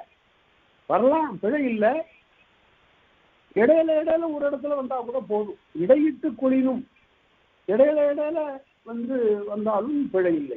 எப்படி அப்படின்னா மலை, நிலம், பூவே, துலாக்கோல் என்று இவையெல்லாம் நடுவில் ஏதாவது ஒரு இடத்துல ஏ கொடுத்துட்டா கூட எல்லாவற்றையும் அதை இணைத்துக் கொள்ளும். எப்படி? தோற்றம், இசையே, நாற்றம், சுவையே, உரலோடு ஆங்கு ஐம்புலன முடிவ. ஐம்புலன்கள்னு சொல்லுகிற போது தோற்றம், இசையே, நாற்றம், சுவையே, உரல் என்று வருகிற போது 2 இடத்துல மட்டும் ஏகாரம் கொடுத்து சொல்லிட்டு பாக்கி இடத்துல சொல்லலை. அவ்வாறு சொன்னாலும் அவை எண்ணு குறிப்பியலும் அவைகளும் எண்ணுவதற்கு உரியன. அப்ப என்ன எப்படி எண்ணணும்? தோற்றமே, இசையே, நாற்றமே, சுவையே, உரலே என்று எல்லாம் எண்ணுவதற்குரிய ஒரு இடத்துல இருக்கிற ஏகாரத்தை எல்லா இடத்தோடும் கொண்டு போய் பொருத்தி கொள்ளலாம். எப்படின்னு கேட்டா குதிரை, நாயே, பூனை, கழுதை என்பன எல்லாம் வருகிற போது ஒரு இடத்துல தான் ஏ வந்தது. அது எல்லாத்தையும் பொருத்திக்கணும். குதிரையே, நாயே, பூனையே, கழுதையே என்று ஏகாரத்தை எல்லா இடத்தோடும் கூட்டிக் கொள்ள வேண்டும். அதனால இந்த இடத்துல ஒரு எடுத்து விட்டு போயிருக்கியான்னு சொல்லிடக்கூடாது. பொருள் உணர்த்துவதற்கு ஏதாவது ஒரு இடத்துல இருந்தா போதும். அடுத்தது உண்மை தொக்க எனாயன் கிளவியும். இந்த உண்மை தொக்கு இருக்கிறதுன்னு வைத்துக் கொள்ளுங்க, அது மறைந்து இருக்கிறது. உண்மை தொக்க எனாயன் கிளவி. எனான்னு ஒரு சொல், அது எச்சம். ஆவியராகிய எந்தன் கிளவியும் என்றா என்ற ஒரு எச்சொல். எனா என்றா இந்த 2 சொற்களும் எண்ணுவதில்பட்டன, எண்ணுவதற்கு பயன்படக்கூடியன. எப்படி? நிலனனா, நீரனா, காற்றேனா அப்படின்னு வந்தா நிலன் என்றும் காற்றென்றும் என்று அந்த உண்மை பொருளை தான் அங்கேயும் தருகின்றன. நிலனனா, நீரனா என்று எல்லாம் எச்சமா வருது. நிலனனா, நீரனா, காற்றனா, நெருப்பனா, வெளியனா ஆகிய 5 அப்படின்னு வரலாம். அவையெல்லாம் எண்ணு பொருள் 1, 2, 3, 4 என்று எண்ணுமாறு அமைந்தன. அதே போல நிலனென்றா, நீரென்றா, காற்றென்றா, நெருப்பென்றா, வெளியென்றா என்று வந்தா என்றும் என்றும் என்றும் என்றும் பொருள். அடுத்தது உண்மை வெளிப்பட்டிருந்தா இதுலயே எப்படி என்ன, அதுக்கு என்ன இலக்கணம் அப்படின்னு கேட்டா, நிலவென்றும் நீரென்றும் காற்றென்றும் வந்தா அந்த உண்மைக்கு பேர் எண்ணுண்மை. அந்த உண்மைக்கு பேர் தான் எண்ணுண்மை. அது எப்படி வரும்? நிலனென்றும் நீரென்றும் வரும். நிலனியனா நீரனான்னு வந்தது உண்மையே சேர்ந்து வந்துட்டுதுன்னா நிலன் எனவும் நீரெனவும் காற்றெனவும் நெருப்பெனவும் அது எண்ணுமை 1 2 3 என்று எண்ணுமாறு அப்படின்ற உண்மைகள், அதை எண்ணுமை என்று சொல்லுவது வழக்கம். சரி, அடுத்தது அவற்றின் வரும் எண்ணின் இறுதியும் பெயர்க்குறி மரபில் செவ்வன் இறுதியும் ஏயினாகிய எண்ணின் இறுதியும் யாவையின் வரினும் தொகையின்றி இயலா. சரி, இப்படி வருகின்ற போதெல்லாம் அவற்றின் வரும் எண்ணின் இறுதியும் ஏனா என்றா என்று வந்த அந்த அவ்வாறு வரக்கூடிய எண்ணின் இறுதி, எண்களை குறித்து வரக்கூடிய இறுதியும் பெயர்க்குறி மரபில் செவ்வன் இறுதியும், செவ்வன்னா அந்த இது உண்மை இல்லாமல் வரக்கூடிய அந்த என என்றா என்று இல்லாமல் வரக்கூடியன அவையும் ஏயினாகிய எண்ணின் இறுதியும், ஏ என்பதனை இறுதியிலே பொருந்திய எண்ணு குறித்து வரக்கூடிய சொற்களும் எல்லாம் தொகை பெற்றே வரும். எப்படி வரும்? இளனா நீரனா காற்றனா அப்படின்னு சொன்னா கடைசியில 5ன்னு சொல்லணும். இளனா நீரனா காற்றனா நெருப்பனா வெளியனா என்ற என 5ம் அப்படின்னு தொகைப்படுத்தி சொல்ல வேண்டும். ஒன்று. அடுத்தது பெயர்க்குறி மரபில் செவ்வன் இறுதியும் நிலன் நீர் காற்று இன்னும் எந்த விதமான உண்மை எல்லாம் இல்லாம வருது. நிலன் நீர் காற்று நெருப்பு வெளி ஆகிய 5ம் அந்த இடத்துலையும் தொகைப்பட்டு வர வேண்டும். செவ்வண்ணாக வருகின்ற இடத்திலும், அதாவது உண்மையெல்லாம் இல்லாமல் பெரும் பெயர் சொற்களே வரக்கூடிய இடத்திலும் கடைசியில் தொகைப்பட்டு 5 6 7 8 தொகைப்பட்டு சொல்லப்பட வேண்டும்.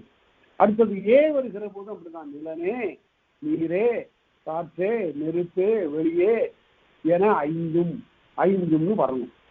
அதனால அவை 5ன்னு சொல்லணும். சொல்லாமல் இருந்தா எத்தனைன்னு தெரியாம போய்விடும். அதனால ஏதாவது விட்டு போயிருக்கா இல்ல பாக்கி இருக்குதா என்றெல்லாம் ஐயங்கள் வரும். அவ்வாறு அதற்கெல்லாம் இடமில்லாமல் வருவதுதான் இன்னும் சொன்னார். அடுத்தது உண்மை எண்ணின் உருவு தொகல் வரையார்.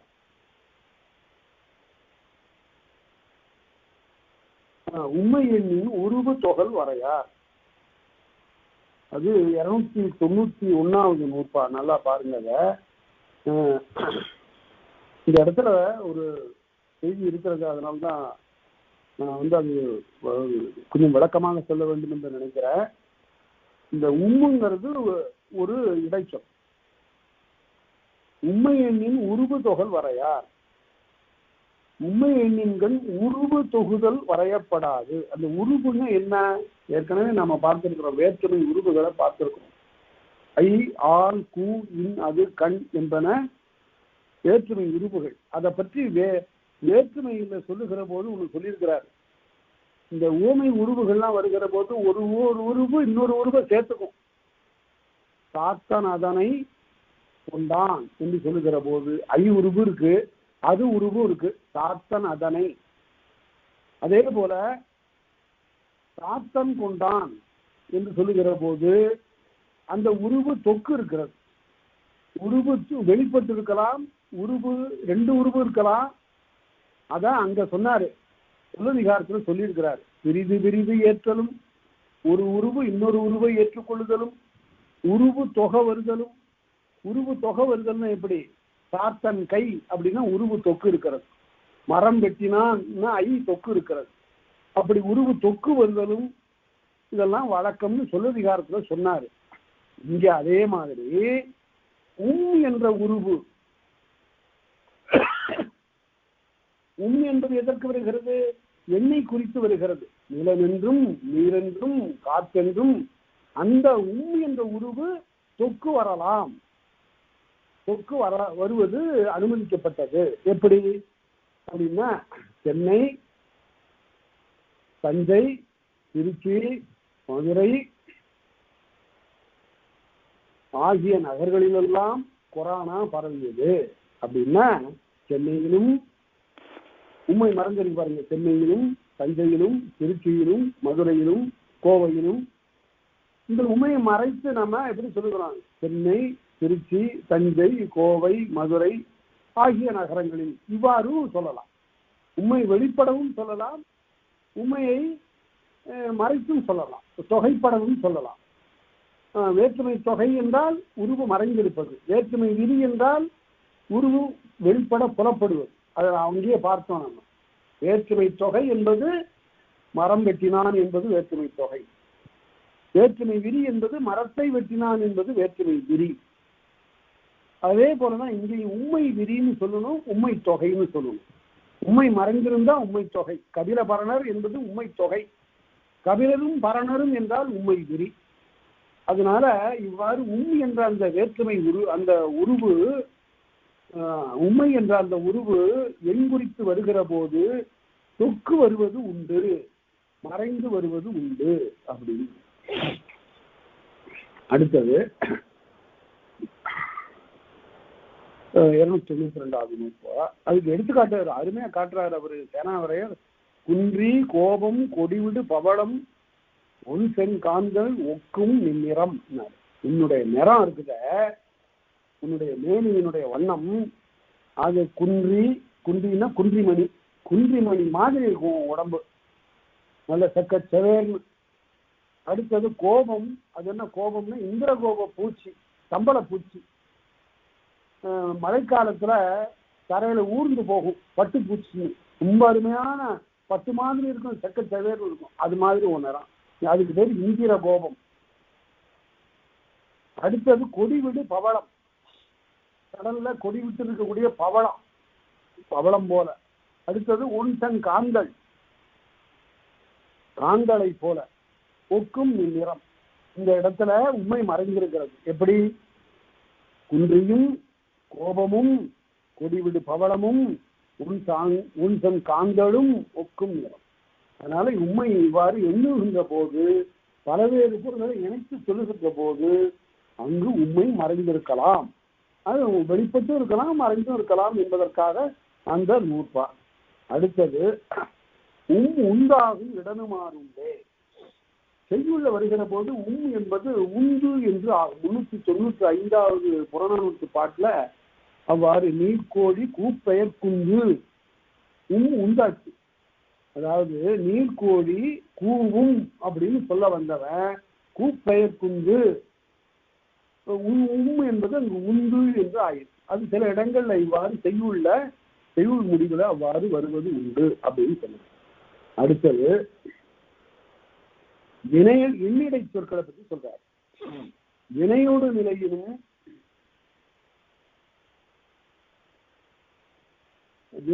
நிலையினும் எண்ணு நிலை பிரியா நினையல் வேண்டும் அவற்றவற்கு இயல்பு. இதுவரையில பார்த்த நூற்பாக்கள் எல்லாம் நாம பெயர்களை இணைக்கின்ற போது வரக்கூடிய உண்மையை பற்றி தான் நாம பார்த்து கொண்டு வந்தோம். எப்படி? குன்றி கோபம் கொடிவிடு பவளம் அப்படின்னு சொல்லி கொண்டு வருகின்ற இடத்துலலாம் அதெல்லாம் பெயர் சொற்கள், நடுவுல உண்மை மறைந்திருக்கிறதுன்னு பார்த்தோம். இப்ப வினை சொற்கள்லையும் எண்ணு நிலை பிரியா நினையல் வேண்டும். அங்கும் இந்த உண்மை வரும், அது வெளிப்படவும் வரும், மறைஞ்சும் வரும். எப்படி? எடுத்துக்காட்டு, வினையோடு நிலையினும் எண்ணு நிலை பிரியா 1, 2, 3, 4 என்று எண்ணுகின்ற அந்த நிலையிலிருந்து மாறுபடா நினையல் வேண்டும் அவ்வவற்றை இயல்பே அப்படின்னா. அதாவது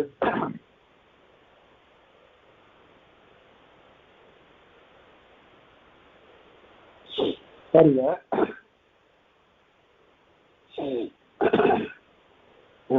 உண்டும் தின்றும் பாடியும் வந்தான். இந்த உண்மை வெளிப்பட்டிருக்குங்க. உண்டு தின்று பாடி வந்தான்னு சொல்லலாம், உண்டும் தின்றும் பாடியும் வந்தான்னு சொல்லலாம். உண்மை மறைந்தும் வரலாம், தொக்கும் வரலாம். அதே போல எனவே நெச்சம், அதுவும் எண்ணு குறித்த எச்சம் தாங்க. உண்ணவன தின்னவன பாடவர வந்தான், உண்ண தின்ன பாட வந்தான் என்று இந்த என்ற சொல்லும் என என்ற சொல்லும் எண்ணு குறித்து வருகின்ற போது, எண்களை குறித்து வருகின்ற போது மறைந்தும் வரலாம், தொக்கும் வரலாம், வெளிப்பட்டும் வரலாம் என்று பார்த்தோம். அடுத்தது எண்ணிடை சொற்கள் பிரிந்து சென்று மறுபடியும் கடைசியில ஒன்றும். அதுக்கு ஒரு நூற்பா சொல்றார். என்றும் எனவும் ஒடுவும், இந்த 3 சொற்கள் என்றும் எனவும் ஒடுவும் ஆகிய இவை 3ம் தோன்றி ஒன்று வழி உடைய எண்ணினுள் பிரிந்தே. எண்களை பற்றி உணர்த்துகிற போது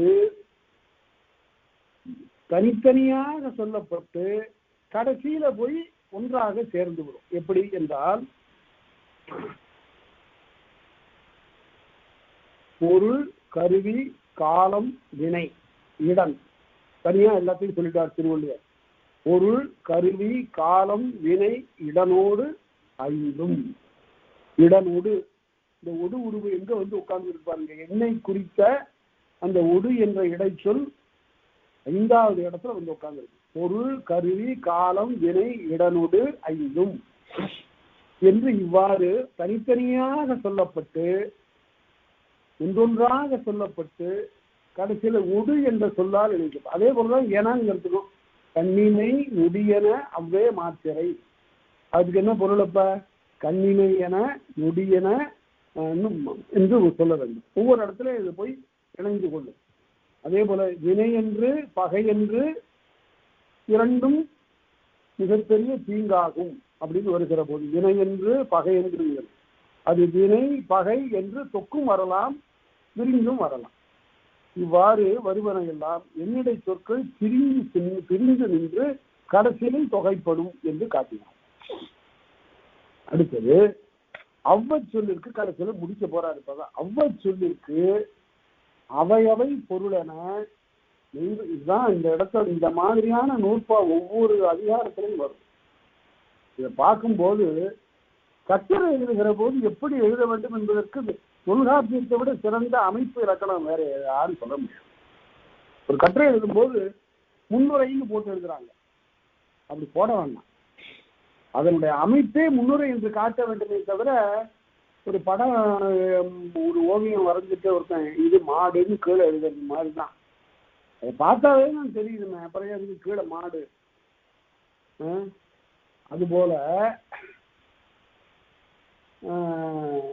பார்த்தீர்களானால் முன்னுரை அப்புறம் கட்டுரையினுடைய உடற்பகுதியில அங்க ஒவ்வொரு பத்திக்கும் தலைப்பு கொடுத்து எழுதலாம். ஏன்னா அந்த பத்தியில சொல்லப்படுகிற பொருளை பற்றி அது சொல்ல போகிறது. அதனால ஊரின் அமைப்பு, ஊரில் வாழ் மக்கள் என்று இப்படியெல்லாம் துணை தலைப்புகள் அந்த கட்டுரையினுடைய உடற்பகுதியை கொடுக்கலாம். கடைசியில முடிவுரைன்னு எழுத வேண்டியதில்லை. அதான் இலக்கணம் சொல்லுகிற போது தொகுத்து தூட்டல், பகுத்து காட்டல் என்றெல்லாம் வரும். தொல்காப்பியர் இப்ப சொல்றாரு பாருங்க, இதுவரையில இடையில எல்லாவற்றையும் சொன்னார். சொல்லிட்டு அவ்வ சொல்லிற்கு அவையவை பொருளென மெய்வர கிளந்த இயலாயும், இன்ன இடைச்சொல்லுக்கு இன்ன பொருள் என்று நாம பார்த்தோம். ஓ என்று ஒரு இடைச்சொல், அதுக்குள்ள பொருள் எல்லாம் பார்த்தோம். ஏ என்று ஒரு இடைச்சொல், அதற்குள்ள பொருள் எல்லாம் பார்த்தோம். அந்த பொருளெல்லாம் சொல்லப்பட்டன என்றாலும் கூட வினையுடும் பெயருடும் இணைய தோன்றி பிரிந்து வேறுபடினும் தெரிந்தன கொடலே. வினையோடும் பெயரோடும் வரக்கூடிய இடைச்சொற்கள் வேறு இருந்தாலும், வேறு நினைக்கும் போது தோன்றினாலும் அவற்றையும் கொள்ளுக, அவற்றையும் ஆராய்ந்து கொள்ளுக. தெரிந்தனர் கொடலே, தெரிந்தனர்னா ஆராய்ந்து கொள்ளுக என்று பொருள். அப்படியெல்லாம் வரும். அது வேறு எடுத்துக்காட்டுக்கு நிறைய பார்க்கலாம். அப்படியெல்லாம் சில இடங்கள்ல முதல்ல சொல்லியிருக்கிறார் அவரு, பிரிநிலை வினாவே பாருங்க, அந்த ஓங்கிற இடைச்சொல் இருக்கு. இந்த ஓவுக்கு என்ன சொன்னாருன்னு கேட்டா என்னென்ன பொருள்ல வரும் அது? பிரிநிலை 256வது நூற்பாவது சொல்லியிருக்காரு. பிரிநிலை வினாவே எதிர்மறை ஒளியீட்டை பெருநிலை கிளவி சிறப்பொடு தொகை இருமூன்றென்ப ஓகாரம். 6 பொருள்ல ஓகாரம் வரும்னு சொல்லிட்டாருங்க. ஆனால் பின்னால வேறு பொருளையும் வரக்கூடியதனை அவர் உணர்ந்திருக்கிறார். அதனால அப்படி ஏதாவது இருந்தா அவற்றையும் நீங்கள் சேர்த்துக் கொள்ளுங்கிறாரு. அதுக்கு இப்ப எடுத்துக்காட்டு பாருங்க. இந்த 6 பொருள்ல எண்ணி பொருள் பற்றி வரும்னு எங்கேயும் சொல்லல. இந்த ஓகார இடைச்சொல் எண்ணி பொருள் பற்றி எங்கும் வரும் என்று சொல்லவில்லை. ஆனால் இரவென்கோ பகலென்கோ அப்படின்னு வருகிற போது எண்ணு பொருள்ல செய்யுள்ள வந்தது. இப்படி வரக்கூடியதையும் சேர்த்துக் கொள்ளுங்கள். அதே போல ஓகாரம் ஈற்றசையாக வரும் என்பதனை இந்த நூற்பாவில எங்கும் சொல்லவில்லை. 6 பொருள்ல ஒன்றும் இல்லை. ஆனா சென்றி பெருமை என் தகைக்கினர் யாரோ அது ஓகாரம் ஈற்றசையாக வந்தது. அது மாதிரி சில இடங்களில் எல்லாம் இவ்வாறு வரக்கூடிய இடங்களில் வருவனவற்றை எல்லாம் சேர்த்து கொள்ளுங்கள் என்று சொன்னார்.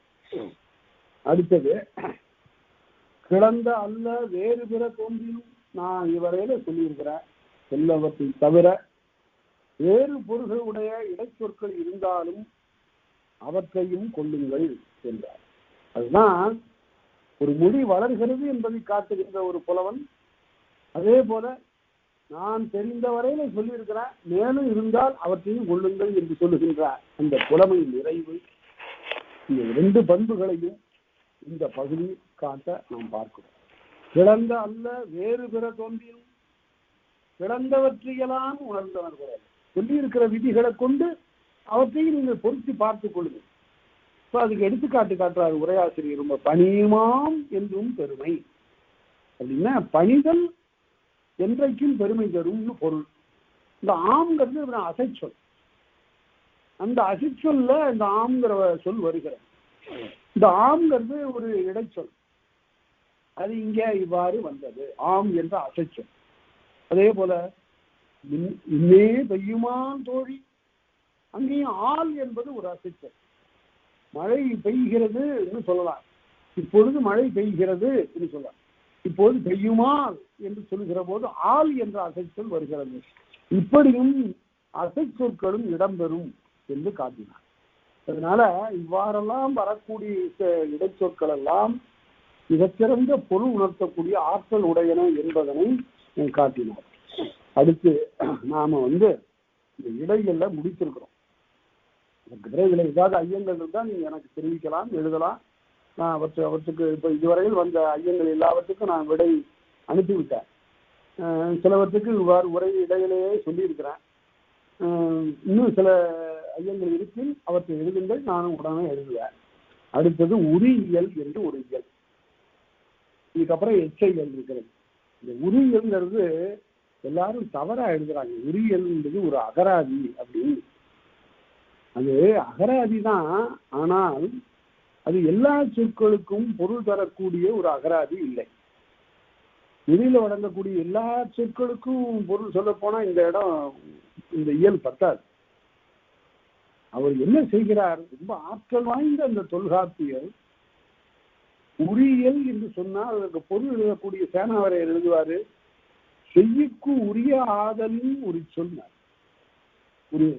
அதாவது செய்யுளுக்கு உரிய ஒரு சொற்களை சொல்லுகிறார்.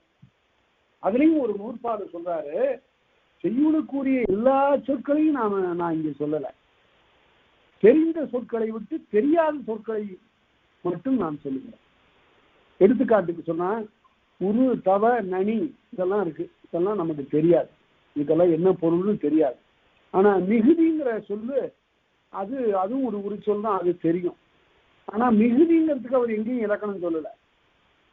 ஆனா இந்த சொற்களை விளக்குகிற போது உரு தவ நனி என்பன மிகுதி என்னும் பொருள் உடையனன்னு காட்டுவார்.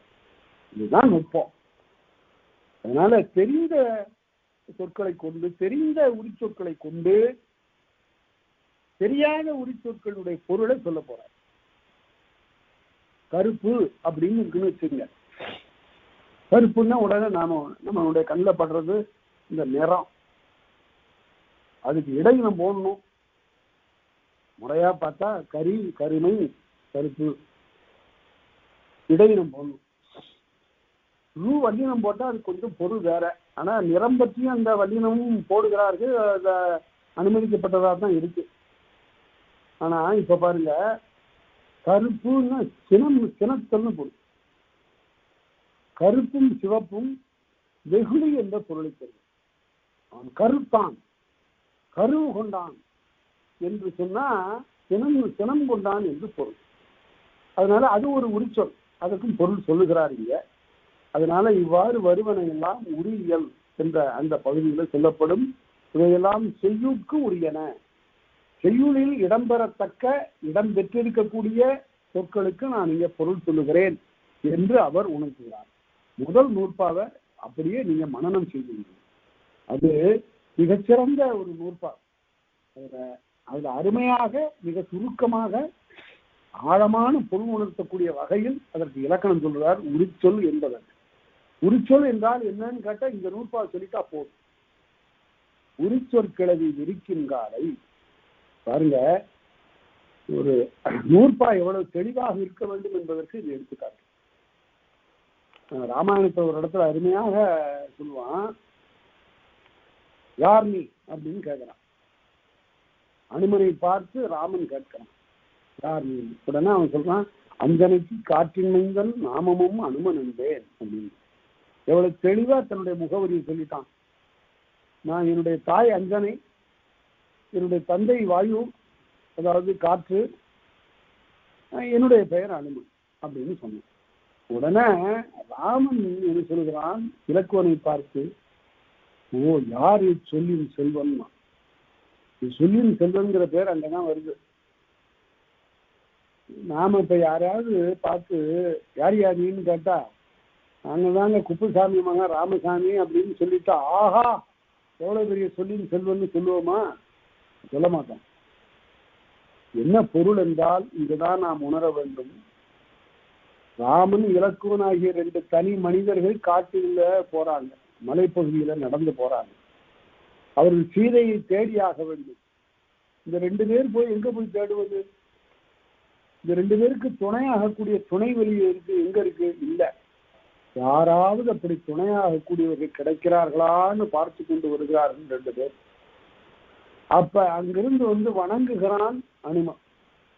உடனே இவனை கயிற்றினுடைய முதல் பகுதியாக ஒரு நுனியாக கொண்டு, இவனுக்கு பின்னால் இருக்கக்கூடிய பெரிய வலிமை ஏதாவது இருந்தா அதையெல்லாம் சேர்த்து கொள்ள வேண்டும் என்று எழுதுகின்ற அந்த அரச தந்திரம், அந்த வினை ஆண்மை, அவருதான் ராமன் சொல்லுகிறான், யாரை சொல்லின்னு சொல்லணும்னா. அந்த பாராட்டு அனுமனுக்கு மிகவும் ஒரு உரமா. அவனும் பெரிய ஆளு. அவன் என்ன செய்கிறான்னு கேட்டா, வரக்கூடிய 2 ஆளை வைத்து தாங்கள் துன்பப்பட்டிருக்கிறது, தங்களை துன்புறுத்திய வாலியை அடக்க வேண்டும், அவனிடமிருந்து நாட்டை மீட்க வேண்டும், சுக்ரீவனுக்காக போராட வேண்டும், அதற்கு வலிமையான ஆட்கள் வேண்டும். அப்படி தேடிட்டு இருக்கும்போது அவனுக்கு இந்த 2 பேர் கிடைச்சாங்க. இந்த 2 பேருக்கு அனுமனும் அவனை சுற்றி இருக்கக்கூடிய ஏனைய சேனைகளும் கிடைத்தாங்க. இது அரச தந்திரத்தோட பேசக்கூடிய ஒரு பேச்சு. யாரை சொல்லி சொல்வன் அப்படின்னா, முகவரி சொன்ன அளவிலே ஒருத்தனை பாராட்டுகின்ற பாராட்டு இல்லை. அது ஏன்பா எப்படி இருக்கலாம், ஆளை பார்த்தா ரொம்ப வலிமையானவனா இருக்கலாம், இவனை பார்க்கலாம், இவனோட இன்னும் எத்தனை பேர் இருக்கிறாங்கன்னு பார்க்கலாம் அப்படிங்கிறதெல்லாம் உட்பொருள். ஒரு காப்பியத்துல இப்படியெல்லாம் கையாளுகிறான் பாருங்க கம்பன். மிக மிக இன்னும் ஒரு இடத்த பார்த்த என்னால மதிப்பிட்டே முடிக்க முடியல. எப்படி என்றால், சுக்ரீவன் சொன்னவாறு ராமனுக்கு உதவ போகல. அவன் பூவியல் நரவமாந்தி புந்தி வேறுற்ற போது என்மேல் சீரிய ஏவிய பகடி என்னும் குற்றினை எம்பிமேல் ஏவல் என்றான்னு சொல்லுவான் வாலி. அது மாதிரி என் தம்பி இருக்கிறான், அவன் ஒரு மாதிரியான ஆளு, நான் சாக போறேன் இப்ப சொல்றேன், என்ன இருந்தாலும் என் தம்பி, அவன் உலக இன்பங்களிலே மூழ்கி உனக்கு செய்ய வேண்டிய கடமையெல்லாம் செய்யாம கிடப்பான், அப்ப அவனை மன்னிச்சிரு அப்படின்னு சொல்றான். அதே மாதிரி படை கொண்டு வருகிறேன் என்று சொன்ன சுக்ரீவன் கார்காலம் கடந்த பின்பும் கூட அவன் நிறைய பெண்களோடு சேர்ந்து அப்படியே உறங்கி விழித்து மது உண்டு கழித்து கிடக்கிறான். அப்பதான் ராமன் சினந்து போய் இலக்குவனை போய் கிட்கந்தியை அழித்து வாங்குறான். இங்கிருந்து விரைந்து வருகிறான் இலக்குவன். வருகிற போது பார்த்தான், இவன் வந்து கண்டிப்பா கிட்கந்தியை அழித்து விடுவான் என்று கருதிய அனுமன் ரொம்ப பணிவா வாயில்ல போய் 2 கைகளையும் கட்டி கொண்டு அப்படியே எதிரே நிற்கிறான். அப்ப அந்த வேகமா வரக்கூடிய குதிரையில வேகமாக வரக்கூடிய அவன் இலக்குவன் அப்படி இவனை பார்த்தவுடன் நிறுத்தல, அதுவும் வேகமா வந்து இருக்கிறது. அப்பதான் எப்பொழுதும் மூத்த தமையனோடு வரக்கூடிய தாங்கள் தனியாக வருவதனுடைய காரணம் என்னவோ என்று அந்த சொல்லின் செல்வனாகி அனுமன் கேட்கிறான். உடனே ஆர்கோலோ உரை செய்தார் என்று அருள் வர சீற்றம்மகா பார்குலா முழுவடி திங்கள் பகல் வந்த படிவம் போலும் ஏர்குலா முகத்தினாலே இறைமுகம் எடுத்து நோக்கி தார்குலாம் அலங்கன்மார்வன் தாயரை நினைந்திருந்தான் அப்படின்னு கம்பன் ஒரு பாட்டு போடுறான். இந்த பாட்டுக்கு பொருளெல்லாம் இருக்கட்டும், அவன் உடனே யார் யார் பேசுனது அப்படின்னு திரும்பி பார்த்தான். பார்த்துட்டு அங்க அனுமன் என்ன செய்தான், கொண்டு வந்து தாரையை நிறுத்திட்டான். வாலியினுடைய மனைவி தாரையை நிறுத்தி விட்டான். அந்த தாரை வாலியினுடைய மனைவி. அவ இப்ப கைம்பெண்ணாகி விட்டாள். குரங்கு ஆனா கைம்பெண்ணாகி விட்டாள். அந்த கைம்பெண்ணை கொண்டு வந்து வாசப்படியில நிறுத்தி இருக்கிறான். அவதான் கேட்டா, மூத்தவரோடு வரக்கூடிய நீ இளைய நீ மட்டும் வருகிறாயே என்னப்பா அப்படின்னு கேட்டான்.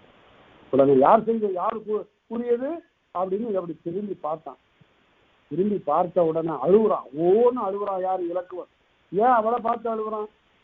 அவளுடைய கணவன் செத்து போனதுக்கு இவன் ஏன் அழுகுறான்? அவருடைய கணவன் இறந்து போனதற்காக அழவில்லை. இங்கதான் கம்பன் சொல்லுகிறார், அந்த காட்சி மிக புதியது, வால்மீகி காணாது. என்ன என்றால், ஆர்கொலோ உரை செய்தார் என்று அருள் வர திரும்பி பார்த்த உடனே அவனுடைய கோபம்லாம் கரைஞ்சு போச்சு. அதுதான் இலக்கு. அனுமனுடைய குறிக்கோள் அவனுடைய கோபத்தை முதல்ல கரைக்கணும். அதுக்கு அவனுடைய தோற்றமே போதும்னு நினைச்சான். ஆர்கொலோ உரை செய்தார் என்று அருள் வர சீற்ற மக்கா கோபம் குறைந்து போய் தார்குலாம் முழுவந்திங்கள் பகல் வந்த படிவம் போல் நிலா பகல்ல வந்தா எப்படி இருக்கும்? வெள்ளை வெளுக்க இருக்கும். அது போல வெள்ளை ஆடை உடுத்து வந்திருக்கிறார் இந்த தாரை. கணவனை இழந்த இந்த கைம்பெண்ணாக இருக்கக்கூடிய தாரை வெள்ளை உடை உடுத்திருக்கிறார். அதை பார்த்து அனுதாபமா? இல்லை இல்லை, தார்குலாம் அலங்கன்மார்வன் தாயரை நினைக்கிறேன். ஆஹா, எங்க அம்மாக்களும் இப்படித்தானே ஆகியிருப்பாங்க. தசரதன் இறந்த பிறகு என்னுடைய தாய், ராமனுடைய தாய் ஆகிய எல்லாரும் இப்படித்தானே வெள்ளை புடவை உடுத்தி இருப்பார்கள் கணவனை இழந்த நிலையில என்று கருதி அழுதான். இதுக்காக தான் அனுமன் கொண்டு வந்து அவளை நிறுத்தினான். இது என்ன சிறப்பு என்று கேட்டால், வால்மீகி குரங்கின் ஒழுக்கமே கொடுத்தமைத்த தாரையினை மனிதர்களிலும் மிக மேம்பட்ட ஒழுக்கத்திற்கு உரியவளாக கொண்டு வந்து நிறுத்தி இருக்கிறான் கம்பன். அதுதான் தமிழருடைய கற்பு நெறி. ஒரு குரங்கை கொண்டு வந்து அறிவுடையதாக படைத்து விட்ட பிறகு அதற்கு உயர்ந்த பண்புகளை எல்லாம் கற்பிக்க வேண்டும்.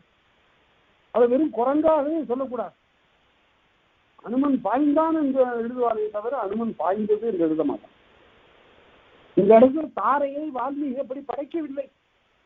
உயர்ந்த கற்புடையவளாகவும் கைமை நோன்பு நோற்பவளாகவும் காட்டவில்லை. அதுதான் சிறப்பு. எவ்வளவு இப்படியெல்லாம் எவ்வளவோ புதையல்கள், எவ்வளவோ ஆழ்ந்த பொறுமைகள் எல்லாம் அடங்கி கிடக்கின்றன நம்முடைய காவியங்கள். அதனால்தான் வெறும் மொழிபெயர்ப்பு காப்பியம்னு கம்பராமாயணத்தை சொல்லிடக்கூடாது. இது மொழிபெயர்ப்பு இல்லை. அதனாலதான் பார்த்தாங்க, வடமொழி படித்த பெரியவர்கள்லாம் பார்த்தாங்க, பசங்க கம்பராமாயணம் என்ன இவ்வளவு புதுமையா இருக்குதுன்னு அதை அப்படியே கம்பராமாயணத்தை வடமொழியில மொழிபெயர்த்துட்டாங்க. அதுதான் அவங்க செய்யக்கூடிய ஒரு பெரிய வேலை.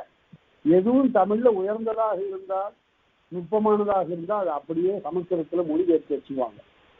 காலம் செல்ல செல்ல என்ன பண்ணுவாங்க, அப்புறம் இது சமஸ்கிருதத்துல இருக்குது தமிழ்ல இல்லைன்னுவாங்க. அதுபோல நம்ம என்ன பண்ணுவோம், தமிழ் இருக்கிறத இழந்துருவோம். இதுதான் நம்முடைய கதை. சரி, இப்ப இந்த உரிச்சொல்லுக்கு அவர் சொல்றாரு, இந்த அருமையா அந்த நூற்பா அமைந்திருக்கிறது. உரிச்சொற்களை விரிக்கின்றாரை உரிச்சொல்லை விரித்து சொல்கின்ற போது இசையினும் குறிப்பினும் பண்பினும் தோன்றி. இதுதாங்க இலக்கணம். உரிச்சொல்லுக்கு இலக்கணம் எதுன்னு கேட்டால், இசை பொருள் மேல வரும், குறிப்பு பொருள் மேல வரும், ஒரு பண்பு பொருள் மேல வரும். இந்த மூன்றும் பொருளாக வரும் அப்படிங்கிறத நம்ம பார்க்கப்படும். இசை அப்படின்னு சொன்னா சுவைத்தலும் சிலைத்தலும், அதெல்லாம் ஓசை, ஓசையை குறித்து வரக்கூடியது. அதே போல குறிப்பினும் கருப்பும் சிவப்பும் வெகுளி பொருள, அது குறிப்பு பொருள்ல வருகிறது. அடுத்தது குருவும் கெழுவும் நிறனாகுமே, அது பண்பு. இசை, குறிப்பு, பண்பு என்ற மூன்று பொருளில் தான் உரிச்சொல் வரும் என்பது இலக்கணம். அடுத்தது ஒரு சொல் பல பொருட்கு உரிமை தோன்றினும், ஒரு உரிச்சொல் பல பொருளை தருவதாக வரும். கடி அப்படின்னு சொன்னா பல பொருள். கடி என்பது காப்பு, கூர்மை, அழகு என்றெல்லாம் வரும். அதே போல பல சொல் ஒரு பொருளுக்கு வந்தாலும் இது எடுத்துக்காட்டு உரு, தவ, நனி ஆகியவைகளெல்லாம் மிகுதி என்ற ஒரு பொருள் பற்றி வருவார். அதனால இசை, குறிப்பு, பண்பு என்ற இந்த 3 பொருளில் வரும். பல பொருளுக்கு ஒரு சொல்லாக வரும், ஒரு சொல்லுக்கு பல பொருளாக உரியதாக வரும். அதற்கு பிறகு இவற்றை எல்லாம் பயிலாதவற்றை பயின்றவை சார்பு. இது ரொம்ப முக்கியம். தெரியாத உரிச்சொற்களை எல்லாம் நமக்கு பொருள் தெரிந்த உரிச்சொற்களை வைத்துக் கொண்டு விளக்க வேண்டும். உரு, தவ, நனி என்பது தெரியாதவை. இவையெல்லாம் மிகுதி என்ற பொருள் உடையன என்று சொல்வது மிகுதிங்கிறது தெரிந்த உரிச்சொல். தெரிந்த உரிச்சொல்லை கொண்டு தெரியாத உரிச்சொற்களை விளக்கி சத்தம் மரபில் சென்று நிலை மருங்கில் மரபை ஒட்டி நாம் சிந்தித்து எச்சொல்லாயினும் பொருள் வேறு கிடத்தல். இவற்றுக்குரிய பொருளை நாம் எடுத்து சொல்லுதல் தான் உரிச்சொல்லாகும் என்று சொன்னார். அதனால இதுதான் உரிச்சொல்லுக்கு இலக்கணம். இனி அடுத்த நூற்பாடு பாருங்க. வெளிப்படு சொல்லே கிளத்தல் வேண்டா. வெளிப்படையாக தெரிந்த உரிச்சொற்களை இங்க நாம் சொல்ல வேண்டியது தேவையில்லை. வரையறுத்துக்கிட்டார். நான் இந்த கட்டுரையில என்ன சொல்ல போறேன் என்று வரையறுத்துக் கொள்வான். ஆராய்ச்சி எழுதுகிற போது சொல்லுவான். இது சோழர் அரசாட்சி என்று இருந்தாலும் கூட இது ராஜராஜன் காலம் தொடங்கி 3ஆம் ராசராசன் காலம் வரையில்தான் கூறப்போகிற ஒரு கட்டுரையாகும் என்று வரையறுத்துக் கொள்வது. அப்படி இவரும் வெளிப்பட சொல்லே கிடத்தல் வேண்டாம். வெளிப்படையாக தெரிந்த சொற்களை நான் இங்கு சொல்லப் போவதில்லை. வெளிப்படவாரா உரிச்சொல் மேன. வெளிப்பட தெரியாத உரிச்சொற்களுக்குத்தான் இங்கு நான் இலக்கணம் கூறப்போகிறேன் என்று கூறி அவற்றுக்குரிய இலக்கணங்களை சொல்ல போறேன். அதனால இனி அவைதான் அப்படின்னா அப்படி வெளிப்பட தெரியாத உரிச்சொற்கள் தான் என்று பொருள். அதுல இருந்து தொடங்கி ஒவ்வொரு உரிச்சொல்லுக்கும் உரிய பொருளை சொல்ல போகிறார். அதை உரியல்ல பார்ப்போம். உரியல் உரியல் ஒரு பட்டியல் தான். ஆனாலும் சுவை மிகுந்த சில சொற்களை நாம் இதில் தெரிந்து கொள்ளலாம். வழக்கு இறந்த சொற்களை எல்லாம் தெரிந்து கொள்ளலாம். மிக ஆழமான பொருளுடைய சொற்களை நாம் தெரிந்து கொள்ளலாம். இந்த சொற்களை எல்லாம் நாம பார்க்க போறோம். அது முடிந்து எச்சொல் மிக விரிவான ஒரு இயல். 8 இயல்களிலும் சொல்லப்படாத பல செய்திகளை எல்லாம் வேண்டிய விளக்கங்களை எல்லாம் எச்சொல்ல சொல்ல போகிறார். அவற்றை எச்சொல்லோடு நமக்கு சொல்லதிகாரம் முடிந்துவிடும். அதற்கு பிறகு நாம பொருளதிகாரத்துக்கு போகலாம் என்று கூறிக்கொண்டு இதுகாரும் கேட்ட அனைவருக்கும் என்னுடைய அன்பான நன்றியை தெரிவித்துக் கொண்டு அமைகிறேன். நன்றி, வணக்கம்.